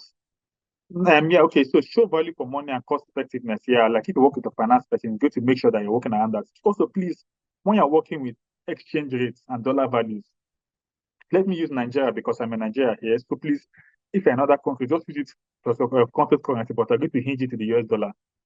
Currently in Nigeria, we have, I think, about, let me say, 1,650 naira to a dollar. That is our exchange rate. If I'm applying for a grant and I'm filling the funding aspect, some grants will ask you to specify. But what I usually do is that I usually put on the Google Sheet, I put an asterisk and say, if I'm asking for $200, the $200 exchanges to $200 times 1,650 naira, and I get the naira value to be $200 to 900,000 naira. And then I put the exchange rate is $1 to this amount. And then I get it from an official site. It might be the Nigeria government official site. It might be from a black market site, but sometimes it's recommended that, okay, thank you. I'll talk about the ceiling part. It's recommended that you work with something from the official site. So I'll probably get it from the central bank, which is the chief regulatory agency for currencies in Nigeria. So I'll get $1 to 1,650 naira. That's the exchange rate from the CBN website. And I'll put the dates. Please, you can check online and find out the exchange rate of the of any currency at any particular time in history. So that also helps very well. It's a bit technical, but please know the dates, the exchange rates, and the exchange rate amounts, and the sites are getting it from. It will help you because sometimes if you apply for a grant today, it might take them 6 months to review the grant. So imagine if the exchange rate goes up to 2,000 naira, for example. When they're looking at it, they can now understand that the context that Charles worked with was at this particular time on the 24th of July 2024, which will be a lot easier to work around. And then finally, in terms of budget, consider including in-kind contribution. I worked with my team and applied for US government funding. And they asked, okay, in terms of what you need, you ask, do you need it in cash or in kind? Be explicit. Please, you don't always need money. If you're going to work on a training platform, okay, and then, okay, expenses, accommodation. Okay, yes, please. So in terms of the expenses and all those things, if you can look at this budget, it's not clear. But some budgets we put out, they probably put direct cost, indirect cost, personnel cost, and all those other things. They are going to be specific. There's even a United Nations grant I applied for that. They said, okay, in terms of accommodation, how much, how many people, how many times? In terms of flights, they even book transportation into road, into flights, and into personnel. Am I flying as the project manager? Is anybody from my company flying? If you're getting facilitators, are they flying? If the participants are coming, are they flying? So some can be explicit, some cannot be. But like I said, this is kind of a bit technical. If you work with someone that's good with finance or has a bit of finance background, they can help you categorize it based on what the grants maker had asked you for. So like I was saying earlier, in terms of in-kind contribution, okay, I want to train 500 people in a particular community. I can ask for $100,000 US. Okay, I can ask for $100,000 US. And then if they say that they have access to in-kind support, I can also ask them for a facility or a structure to do the training. Imagine if a typical structure is going to cost me $20,000 US. And because it's part of the in-kind contribution I need, USA, they can just call the people they know and say, Charles is one of our grant winners, and he needs this project in this community. Give him that office. I need a vehicle. Instead of even saying I need a brand new vehicle, some on grants to give you the option to even talk about the in-kind support you need. I need the two 18-seater buses.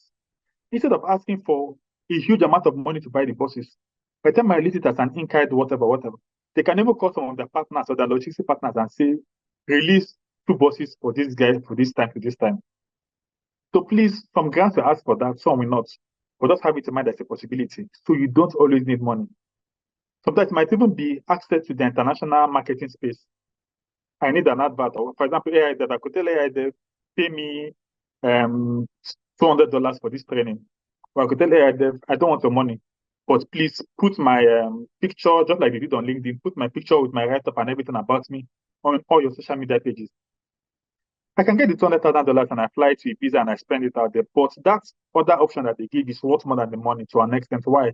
Because it makes a lot more people know that I'm a trainer and I've already trained on a good platform like AI did. So please, it depends on, like I said, it depends on what the grant makers are asking for. I think I've spent a lot of time in most of these topics. So these are the most important parts. So in terms of if you want to research for grants, how do you even get to know which grants are available? These are just some of the sources, some of the top 10 grants available in Africa. I think, but this Nigeria, I don't know if I use, there's some in Nigeria, there's some in Africa as well. You can just check this to get access to how you want to get access to grants. Then let's not forget, geographic relevance is very, very important. Please, you're not eligible for all the grants. If a grant is only for women in South Africa, and you have a grant for men, or you have a grant for girls, if the grant is for women between the ages of 30 to 50 in South Africa, I have a grant for girls in South Africa between the ages of 18 to 30, and you apply, there's a high chance you will not get it. Geographically, it's relevant, but in terms of the demography, it's not relevant. So please, these are just some of the key things. So please, when I apply for grant, like I said, the research part is the most important aspect. That way, you can put all your energy to what you have a higher chance of getting. So some of the things to just avoid in terms of applying for grants, please always follow application guidelines. Very important. If a job, for example, a friend of mine was applying for a job on LinkedIn. It was on Easy Apply. For those of us that are familiar, Easy Apply, just click on it, put your name, your email, your phone number, your location, upload your CV. How many years experience? 2 years, 3 years experience, and I send that's all. The job was posted, they had an Easy Apply feature. But when she sent the link to me to check for her, and I read through, I found out that under the description of the job, they had an Easy Apply feature, but under the description of the job, they put it there at the bottom. Do not click on Easy Apply. For you to apply, send an email, with your CV, the cover letter, and 1 or 2 or 3 of your portfolio to this email address. I checked that job and it was posted in the past 2 or 3 hours, but over 100 people had applied. And I can bet you that a good number of them clicked on Easy Apply and they applied because they did not go through. To paying attention to this, it was just 2 lines, but it was at the bottom end. In fact, I had to click on read more before you get that. So please, when you're applying for grants, you see the same thing. Please follow the application guidelines.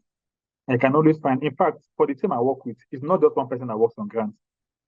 I have 2 interns that research all the grants. They can get 5 or 10 grants. They list the grants in one particular Google Doc, a Google Sheet, the name of the grants, who is the organization that's given out the grants, when is the deadline of the grant, the application link of the grant, how much is the grant available, okay? And then also when they are done with the 10, myself and their senior manager will review the 10 and then we shortlist 5. 5 from the look of it, for example, it's based on the deadline, the kind of grants, and also the country relevance, the geographic relevance of the grant. So we use that sheet, that table. They do all their research online and they get that. So if you have someone that can work on that, so from the 10, shortlist to 5. Out of that 5, the interns will now go ahead to now research on those 5 grants and give me a half-page report that says this grant is done by the United Nations agency for maybe USAID. They've been giving the grants to countries in Africa. Nigeria is part of those that have gotten the grant. 2 people got the grant last year. The people that got the grant last year in energy, agriculture, and education, these were the people that, they give me enough information. So they give me, for those 5 grants that I've listed, we now get access to 5 reports about those grants. We've not started applying for the grants, but we've selected the grants we wanted. So after that, we'll now come together in a Zoom meeting like this, and then we look at all those reports one by one. I'll say, okay, for example, this company that got this grant, they've been in existence for 20 years. And the grant says people that have been in business for 15 years and above. Our business is just on the 6th year. We cannot apply for that grant. We shift it. So we will now select maybe the best one or the best 2. will now go open the grant link and now go through everything. And so it takes a bit of time, but I can put all my effort into 2 or 3 grants, and I'm very, very sure I will get it, as against shooting on my shooting around the different corners and the likes. Also, just like your CV, you cannot get just one CV to apply for all the jobs available.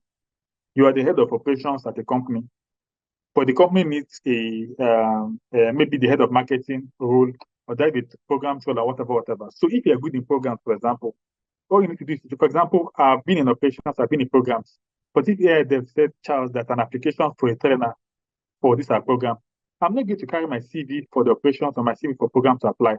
I will edit my CV to show that I've led people, I've been at events, I'm good in partnership, I've applied for grants, and I've gotten grants.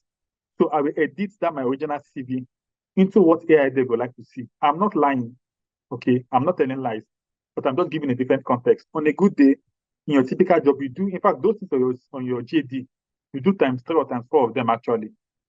If a job is looking for event planners, and in terms of maybe the end of year party or the quarterly retreat or whatever, you're the person that plans it for your office. You're an event planner. You don't need to have an Instagram page to plan events, or you don't need to be into wedding. So you can package yourself and say part of the projects you've handled in your company as well as head of marketing. Quarterly reports, you guys take a retreat to this place, you plan the events, accommodation, and every other thing. Annual reports, end of year parties, birthday celebration. So it's still the same you, in the same marketing role.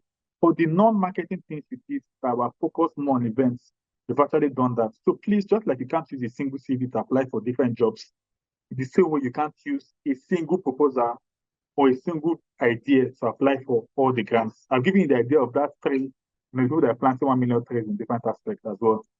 Then, of course, clear objectives, measurable outcomes. You should be able to measure it. You want to train 500 teachers, okay? We need to see pictures. We need to see a list that showed that maybe 2,000 teachers registered and shortlisted. In fact, here, for example, all of you that are here, I'm sure that almost 10 of you registered for this and they selected. So they also have clear objectives. These are the things they want to get. They have proof and all those other things as well. Then don't be overly ambitious. You cannot solve the world food. You cannot solve the problem of the country today with your project because you don't have enough resources to do that. So focus in your niche and what you can actually do to make a difference as well. If a project cannot be solved in 2 years, and the grant said they can give you the grant in just 1 year, let them know that the project is going to take 2 years, but let them know that for the first 1 year of the project, which is what the grant is willing to solve, these are the things you can do within the first 1 year. I'm going to show you a chart after this. Then, of course, please, the last thing we need to see is any writing or grammatical error. Even if you are not good in English, you are not good in grammar, it's important that you know we have Grammarly, you have many AI tools. I mean, in fact, even your normal Microsoft Word or Google Docs, you have to underline the non-stop. And it also helps when you have people that are going to help you cross-check whatever you're presenting to make sure that it's going to be in good place. Please. And yeah, I think lest I forget, another important tip. I don't want to go back. You see all those forms that are filling, all those boxes. If you're applying for a grant, have somebody on your team or yourself open a Microsoft Word okay. Startups, okay, yeah.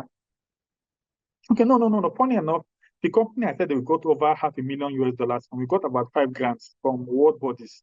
We're not even up to 5 years in existence. We are still a startup. Okay, in fact, it don't, like I said, Dangote as a company can apply for grants. It will not make sense if me that I have an initiative without a company, I'm going to go and apply for the same grants. There are different grants for different levels. So when you go and you're overly ambitious, you overshoot yourself. A grant is available for a corporation, but you're an initiative or you're an NGO, you're going to go and apply.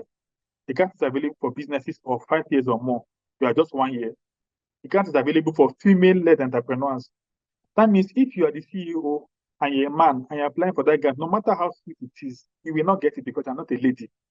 If the grant said that they need at least 50% representation in the decision-making bodies of that business, and all your managers are male, your HR is really female, and applying for the grant, and they look at that, you will not get that grant. So please, the most important thing, if you're going to miss anything out, is number 1, check out my number 1 on your screen. Follow application guidelines. And how you're going to know it based on the research you're going to do. Okay? Then please, very, very important, required document. I've already taught you how to work around the required documents. Go online and Google what are the typical documents I need for a grant application. You need a proposal, generally, although you might not use it. You need your CAC or your registration documents. You need your passport. Probably you need pictures of your team members. You need your, all those other things. You need your audited financial statements. Get all those things. You don't need to apply for a grant to start getting them. Open a Google folder and fix them there and label it properly. then please, if a grant said that they're going to start in February 1 and they will end on the 15th of March, don't apply on the 10th or the 12th or 13th of March, because by the time you're applying, over 2,000 people have applied. One funny thing when it comes to grants, it is human beings like you and I that will be going through the grants, looking at them one by one. So in fact, if you're among the first 5, 10, 50 people that apply, they're going to be in a better position than even the last. So please, let's not wait till it's almost the deadline to apply. So I think you can just check the slides for another part I've missed out on. Let me just check. Okay, yeah, so please, before you submit, okay, I think I was saying this earlier. So for my team, what to do is that we open a Microsoft Word document, a Google Doc. Page 1, we say fill this, fill this, fill this. Once you fill it and click on next, it will go to the next. If as I'm filling it, I'll tell my team, copy the question and copy our answer. What is your name? My name is Charles Global Enterprises. I'll copy what is your name, I'll paste it. I'll copy my answer, I'll paste it. Question and answer. So I'm replicating that form that I filled, but I put it in a Microsoft Word document. Why? Because my intern that is filling that, she's the one filling it, I'm not the one filling it. So I might not necessarily see what she has filled. But because I did this Microsoft Word feature, everything she has filled, all the questions and all the answers she puts, she will put that in a Microsoft Word document. And then before she submits, she will save it first and then share that document to me. Instead of me clicking on next, because I can't be logging in with her email, I'll just check that document. Oh, okay, this one is too long. Change this, change this. I'll correct that Microsoft Word document that she has sent to me with the answers that she filled. Okay. Then when we're done, I'll give her that you can proceed. She'll just go back next, or go back to the beginning. Maybe she puts Charles Global Enterprise. She not put limited. All I'll just put it. She just, okay, Dr. Charles said that she put limited. She put it. So that way it's going to be a lot easier. So you can see how from just one person filling a form, me that I'm the supervisor, I can see what she has filled without even logging in to see the same thing she has filled. So using of these tools actually helps us a lot as well. And that is how it's a lot easier for you. So you don't say, okay, your proposal is 5 pages. I can read the 5 pages, but now that I'm filling a form, a very, very long form online, how am I going to see it? And all those things. Okay, very, very important. So yes, I think the last point on the left corner, this is the pink picture. Look at the last point. Talk to the funder if you need help. Interestingly enough, for some of our funders, especially those that are, let me see some of the European American funders, they are not too rigid in terms of partnership. There's some funding or some grants that we've applied for. Sorry, I know here, Devon, I'm taking a lot of time. I'll be done very, very soon, please. There's some funding that we've applied for. And if the grant is announced in the next 1 week, they have an FAQ section whereby the people that are giving the grant to be on a session like this, you will ask any question. In fact, they will give you the grants from beginning to end. They'll be specific. The same thing I'm doing for you. They'll present the grants application process to you. And then you can ask your questions. It's not everybody that can do this. For the grant I told you that my team and I got, for example, I'm a veterinary doctor by training. And then I was promoted to be the head of the program department. I've been in the company for 5 years. I was promoted to be the head of the program department. Myself and a fellow veterinary doctor that I hired and I trained as well. So we had zero experience in anything grant or whatever, but I'm very, very good at operations. I'm good at documentation and everything, just like the training I'm doing now. So the moment I became the head of program department, it was a new department, I created it and I became the head. I wrote to the CEO that I wanted to get to come and work with me. She's very, very smart and sharp. In our first 1 week of going to that program, a grant came up in the renewable energy space. We positioned ourselves when I applied. We competed with people that was there. In fact, we competed with renewable energy companies who were an architect company with zero experience. We got that fund, $75,000. How did you do it? Number one, follow the guidelines. We're very, very detailed to the letter. We work with our consultants and our mentors. Number two, in fact, it was mostly the English. And then number three, anywhere we were not familiar with, because one thing I'm good at is in relationship building. Quickly, before we even started applying for the grant, LinkedIn, like I told you, we followed their page to the Rocky Mountain Institute. One, we go to the World Bank, follow their page, found out who the key stakeholders were, the program manager for the fund, sent all of their connection requests. Of course, they accepted because we told them we were applying.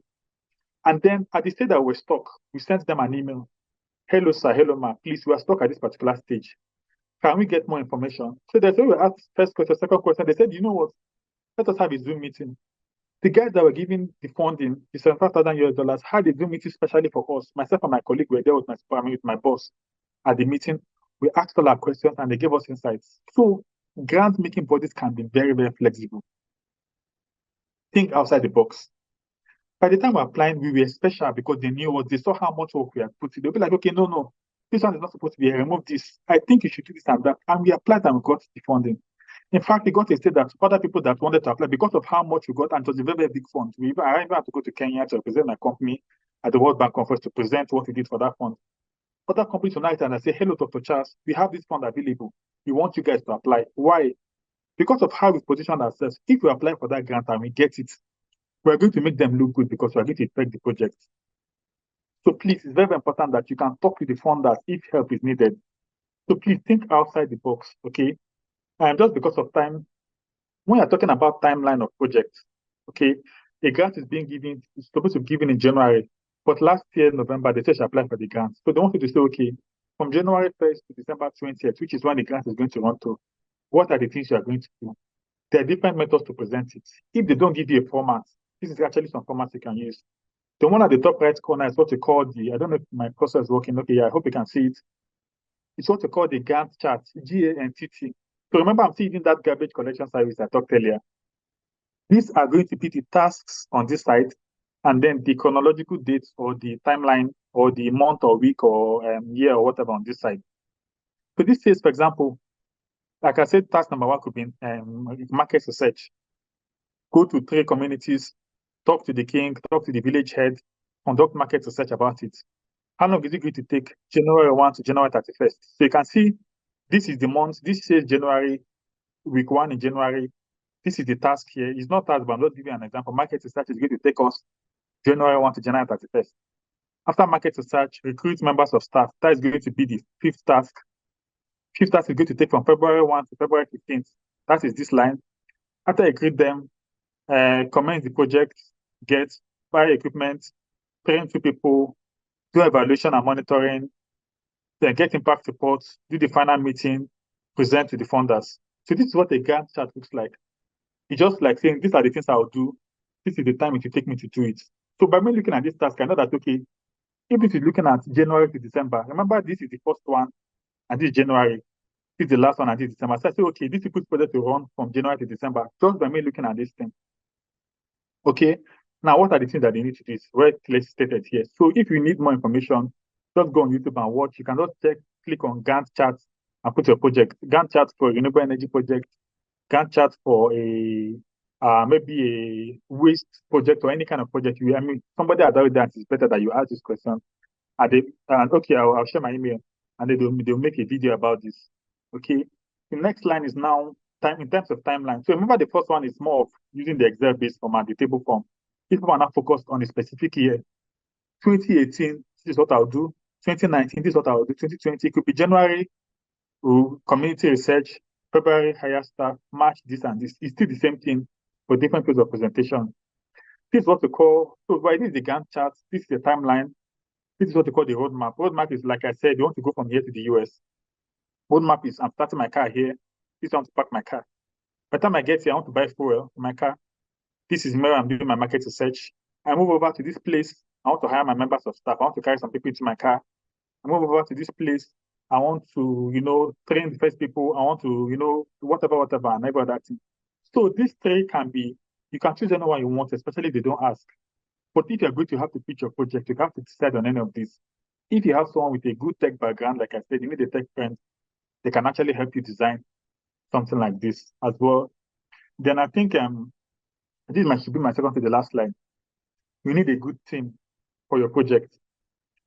It might not even be AI there, for example, but imagine tomorrow you have a project, you want to apply, and you find out that, okay, I think one of the things I advise you is, please, whether it's going to be manual or the facilitator or any member of the AI dev team, or even any program you've handled before, one of the strongest things you should do is focus more on networking than even collecting certificates is good, but networking is more important. If we are 20 or 30 in this cohort, if you can leave this cohort after the next 1 or 2 months and say that, okay, as of December, you're sending Happy Christmas or Happy New Year to 20 members of this group on your WhatsApp channel, I believe that you're a better winner than someone that just got the certificate. And that is all. Focus more on networking. In fact, whenever you're planning to have a project, please have advisors, have consultants. They don't necessarily need to be paid. I'm a volunteer advisor on about 2 or 3 companies. I'm a volunteer consultant for many groups and the likes. But it will help you that whenever you're applying for a project, people can see the quality of people that are going to be on your project list. AI, for example, is a very, very strong platform, but they also rely on strong facilitators. at the end of each year, they put a big template like this, and they put the pictures of all their facilitators. So imagine when you check there, you're seeing Charles' name there, you're seeing maybe the former program officer of Dangote Group, you're seeing the United States embassy, whatever. You're seeing all those names. It's big for them on networking. Okay, so anybody that's going to work with AI the next day, when they look at that, they're like, wow, if this quality of people can consult or can facilitate for AI dev, then this is the kind of platform I want to work with. Remember, like I told you, AI dev had an invite to participate for a funding, for an international award from an SDG champion group in Europe. Okay, so this is what a typical advisor, team, most times when I'm pitching for a project, I want to know, okay, who are the members of the team?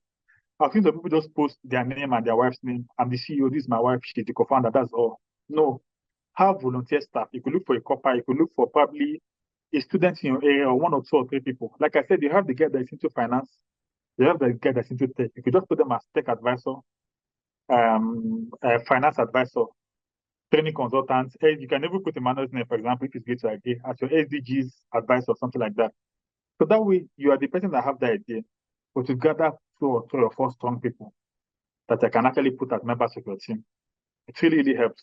It's a lot better than just having only yourself and like the alpha and omega of your projects. Okay, this is just a typical example. When you go to the slide, you can see when you're presenting it, you don't just want to, for example, my name is Charles. You don't just want to put my picture alone, not to put my name, Dr. Charles Michel.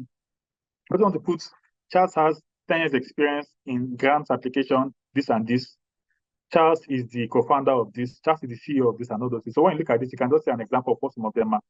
So if I had just this name and the pictures with just their names alone, it's not strong enough. See, so that I put what they're currently doing, CEO of this. These are not real names, they're just fake names, okay?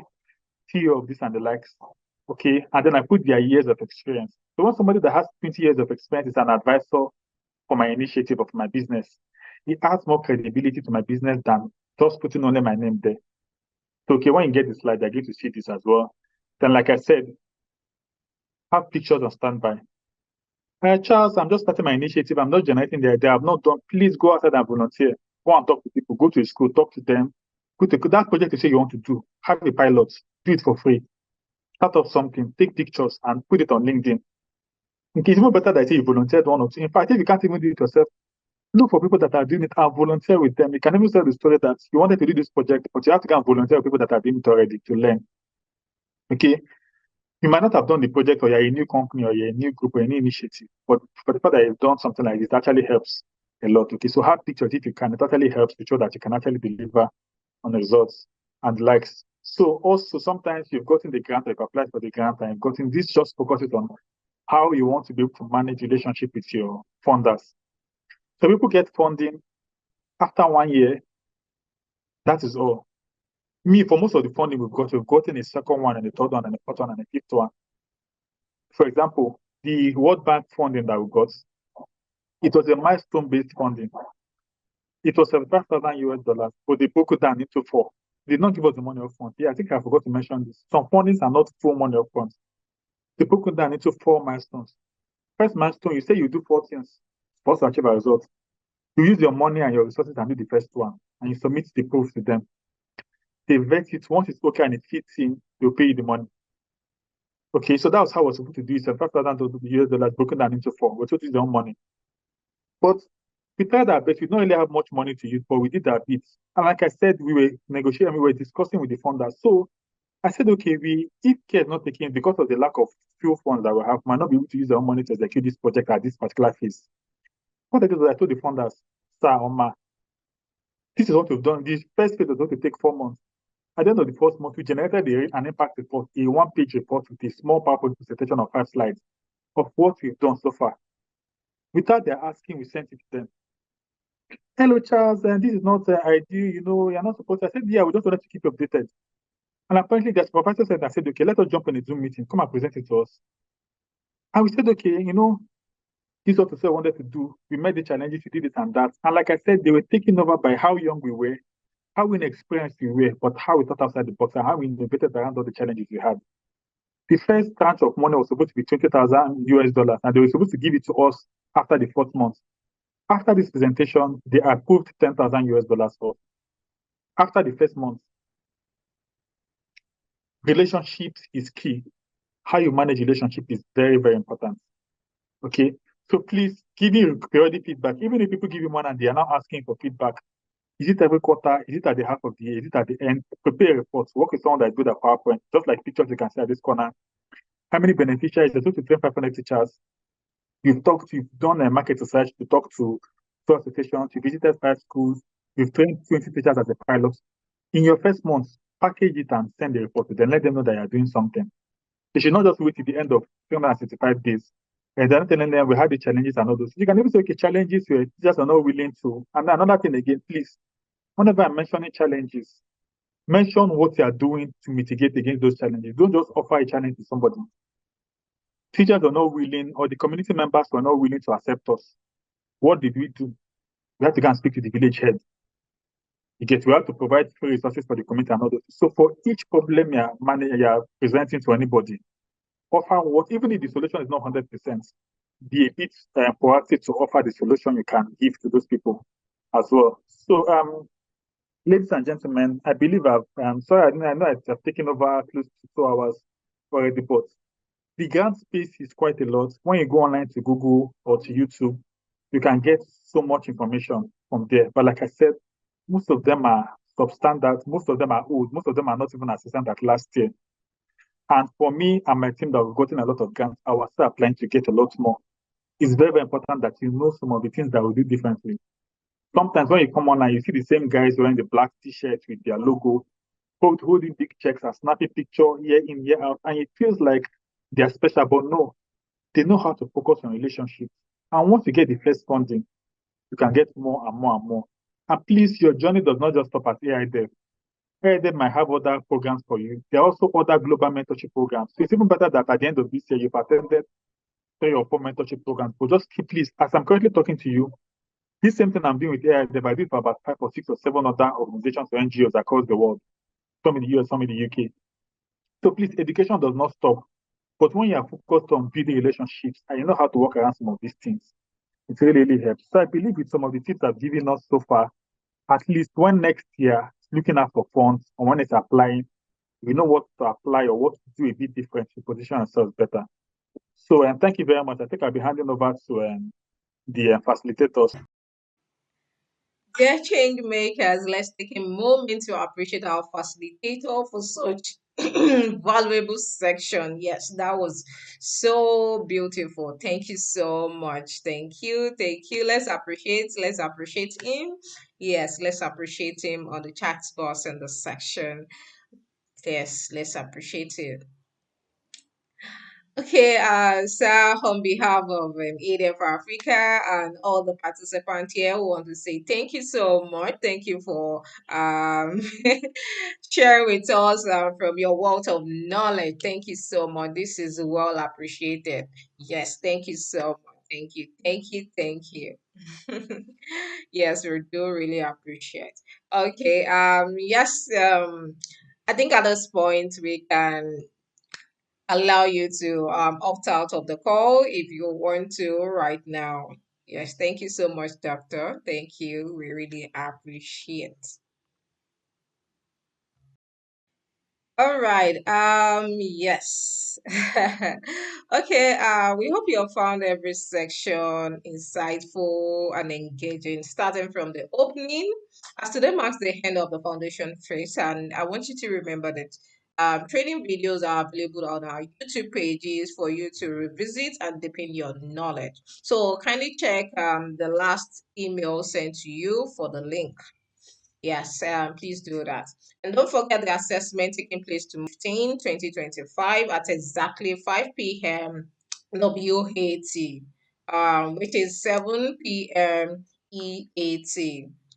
Um, Make sure you don't forget about tomorrow's assessment, which is coming up March 15, 2025 at 5 p.m. WAT, 7 p.m. EAT. Please let's take note. Mark that on our calendar. This evaluation will cover everything that you've learned from the opening ceremony up to today. So please be informed that there's no makeup assessment that will be conducted. So set a reminder and be prepared adequately so that you won't miss out of the assessment. Please make sure you do that.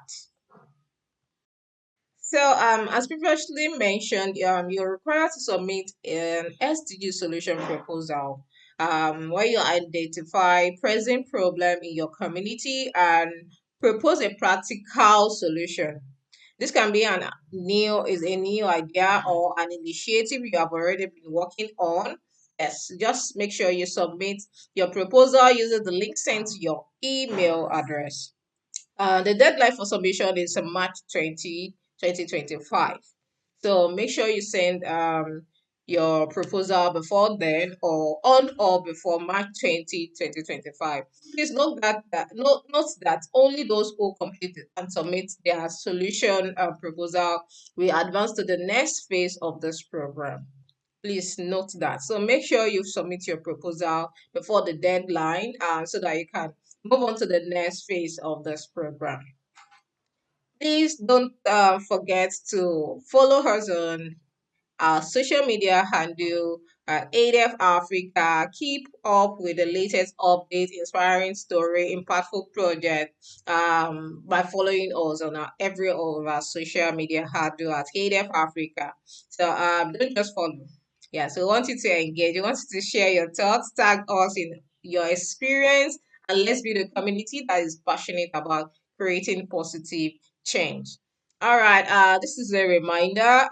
Advancement of phase two and onboarding into the official WhatsApp community will be strictly based on outstanding performance in both the assessment and the SDG solution proposal.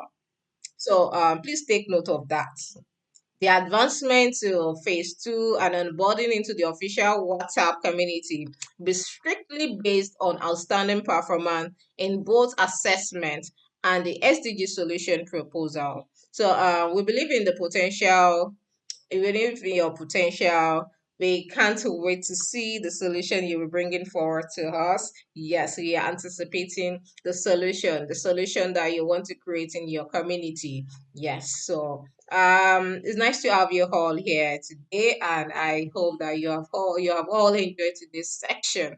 Yes, once again, I am here today, Junide, Program Associate for EDF Africa. So do have a fulfilling weekend. Enjoy your day. Bye.